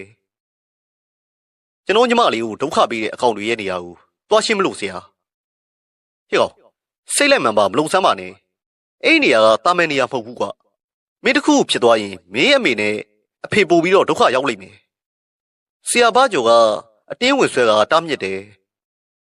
လွတ်ပါဆရာကျွန်တော်ဘာကူမှမကြောက်ဘူးဒီကောင်တွေနောက်ထပ်ဘသူ့ကိုမှဒုက္ခပေးလို့မရအောင်အမြင့်ပြတ်သွားရှင်းပြမယ်ရဲကောင်သည်ဆရာဘာကျော်၏လက်ကိုခါချလိုက်ပြီးဝယုံကုန်းရွာလေးအနောက်ဘက်ရှိတောအုပ်ကြီးစီသို့ဓမ္မကြီးတလက်ရင်းနှံစီပုံတစ်ပုံဖြစ်ရှေ့လန်းကျဲကျဲများဖြစ်တကူတော်ထွက်ခွာသွားပါတော့တယ်နေလုံးသည်တောင်တန်းကြီးများနောက်သို့ဝင်ရောက်သွားပြီဖြစ်ရာတောအုပ်ကလေးတစ်ခုလုံးအမှောင်ထူလွှမ်းခြုံစားပြုတ်နေပြီဖြစ်တယ်ချောက်တွေ့သောတေးရွက်ကြီးများကိုတက်နေမိသောရဲကောင်၏ရှေ့တန်းပြင်းပြင်းများမှလွယ်၍တုံးလန်းကလေးမှာတိတ်ဆိတ်ချောက်ကပ်နေတယ်ရဲကောင်သည်နှင်းရွယ်စတင်ဖျားနာခဲ့သောအပွားမဲ့ခက်၏အရေးအယောင်ကိုစတင်တွေးကြည့်ခဲ့ရသောညောင်ပင်ကြီးရှိရာစီသို့တန်တမမက်လျှောက်လာခဲ့တယ်မကြာမီသူ၏အရှိဘက်ခလန်းလန်းတွင်ကောင်းကင်တစ်ခုလုံးကိုဖုံးကွယ်ထားတဲ့ကဲ့သို့အကိုင်းခက်များရှက်လွင်နေသောညောင်ပင်အိုကြီးကိုမြင်တွေ့လိုက်ရတယ်ညောင်ပင်ကြီးအောက်ရှိတွင်မူဆွေးမြေ့ဟောင်းနှဲနေပြီးအနီရောင်ပိတ်စာစုံများရှိနှောင်ထားသော နှက်ကွန်းပြက်ကြီးကမဲမဲတဲတဲရှိနေတယ်ထိုနေရာသို့ရောက်သည့်နှင့်ပတ်ဝန်းကျင်လေးထုမှာရုတ်တရက်အေးဆက်သွားပြီးညောင်ပင်ကြီးပေါ်မှာညင်းငှက်တကောင်ဤစူးချသောအော်တန်ကြီးထွက်ပေါ်လာတယ်သို့သောရဲကောင်သည်ထိုအရာများကိုလုံးဝဂရုမစိုက်ပေသူသည်နှက်ကွန်းပြက်ကြီးအရှိတွင်မတက်ရက်လိုက်ပြီးဓမ္မကြီးကိုလက်တစ်ဖက်ဖြင့်တင်းကျပ်စွာစုပ်ကင်ထားကနှက်ကွန်းကြီးကိုစူးစိုက်ကြည့်လိုက်တယ်မင်းတို့ဘယ်ပုံဘယ်ဘွားကလာတဲ့မိစ္ဆာတွေပဲဖြစ်ဖြစ်ငါညမကိုတတ်ခဲ့တဲ့အတွက်မင်းတို့ရဲ့နေရာကိုငါအဆုံးသတ်ပေးမယ်ဒီနေ့ကစပြီးဘသူ့ကိုမှထပ်ပြီးရှောက်လန့်ခွင့်မရစေရဘူးရဲကောင်ကြီးအော်ချချအတန်ကြီးသည်တုတ်ကလေးတစ်ခုလုံးကိုဟင်းထွက်သွားတယ်ထို့နောက်သူသည်လက်ထဲတွင်ပါလာသောရေနံစီပုံးကိုဖွင့်ကာနှက်ကွန်းပြက်ကြီးတစ်ခုလုံးအနှံ့လောင်ချပြစ်လိုက်တယ်ဆွေးမြင့်နေသောတစ်သားတိုင်များနှင့်ပိဿအနီရောင်များပေါ်သို့ရေနံစီများဆူဆွဲသွားတယ်ပတ်ဝန်းကျင်မှလေပြင်းများရုတ်တရက်ဝှေ့တိုက်လာပြီးနှက်ကွန်းကြီးထဲမှနေ၍အေးဆက်ဆက်အော်ချချအတန်ကြီးတစ်ခုကသူ့ကိုတားဆီးရန်ကြိုးပမ်းတကယ်သို့ထွက်ပေါ်လာတယ်သို့သောရဲကောင်သည်မိကျစ်ကိုခတ်လိုက်ပြီးမိတောက်နေသောမိကျစ်ဆန်ကိုနှက်ကွန်းကြီးပေါ်သို့ပြစ်ချလိုက်ပါတော့တယ်ရေနံစီအချိန်ကြောင့်မိတောက်ကြီးမှရုပ်ရှိဟုံကနေထတောက်သွားပြီးဆွေးမြင့်နေသောတေသားများကမိစာအဖြစ်ကောင်းစွာအထောက်အကူပြုနေသဖြင့်နှက်ကွန်းပြက်ကြီးတစ်ခုလုံးမိတောက်မိလျံများအောက်တွင်အလျင်မြန်လောင်ကျွမ်းသွားတော့တယ်မိရသွားသည့်နေ့တစ်ပြိုင်နက်နှက်ကွန်းကြီးတွင်းမှနေ၍လူပေါင်းများစွာ၏အော်ဟင်ကြီးတွားတံများမိစ္ဆာကောင်၏အသေးခိုင်မတက်စူးစူဝါဝါအော်ဟစ်တန်ကြီးများကမိတောက်တံများနှင့်အတူရောင်တော်ထွက်ပေါ်လာတယ်သို့သောရဲကောင်သည်နောက်သို့တလှမ်းမှဆုံသွားပေမိဟုံတောက်လောင်နေသောနှက်ကွန်းကြီးကိုဒေါသမြေဝုန်းများဖြစ်သာမျက်တောင်မခတ်တမ်းစိုက်ကြည့်နေခဲ့တယ်အချိန်တော်ကြာလောင်ကျွမ်းသွားပြီးနောက်နှက်ကွန်းပြက်ကြီးမှပြာကျကလုံးဝပြိုလဲသွားခဲ့တယ်မကောင်ဆိုဝါ၏ကြောချမ်းဖွယ်အတန်တကြီးများလည်းမိကုန်းဝင်များနှင့်အတူလေထဲတွင်လုံးဝလွင်ပါပျောက်ကွယ်သွားခဲ့လေပြီသို့သောရဲခေါင်၏ရင်ထဲရှိမြမလေးဆုံးရှုံးသွားမှုအတွက်နာကျင်ကြေကွဲရသောဒဏ်ရာကမူမြည်သည့်အခါမျှပြာကျပျောက်ကွယ်သွားနိုင်မည်မဟုတ်တော့ပေ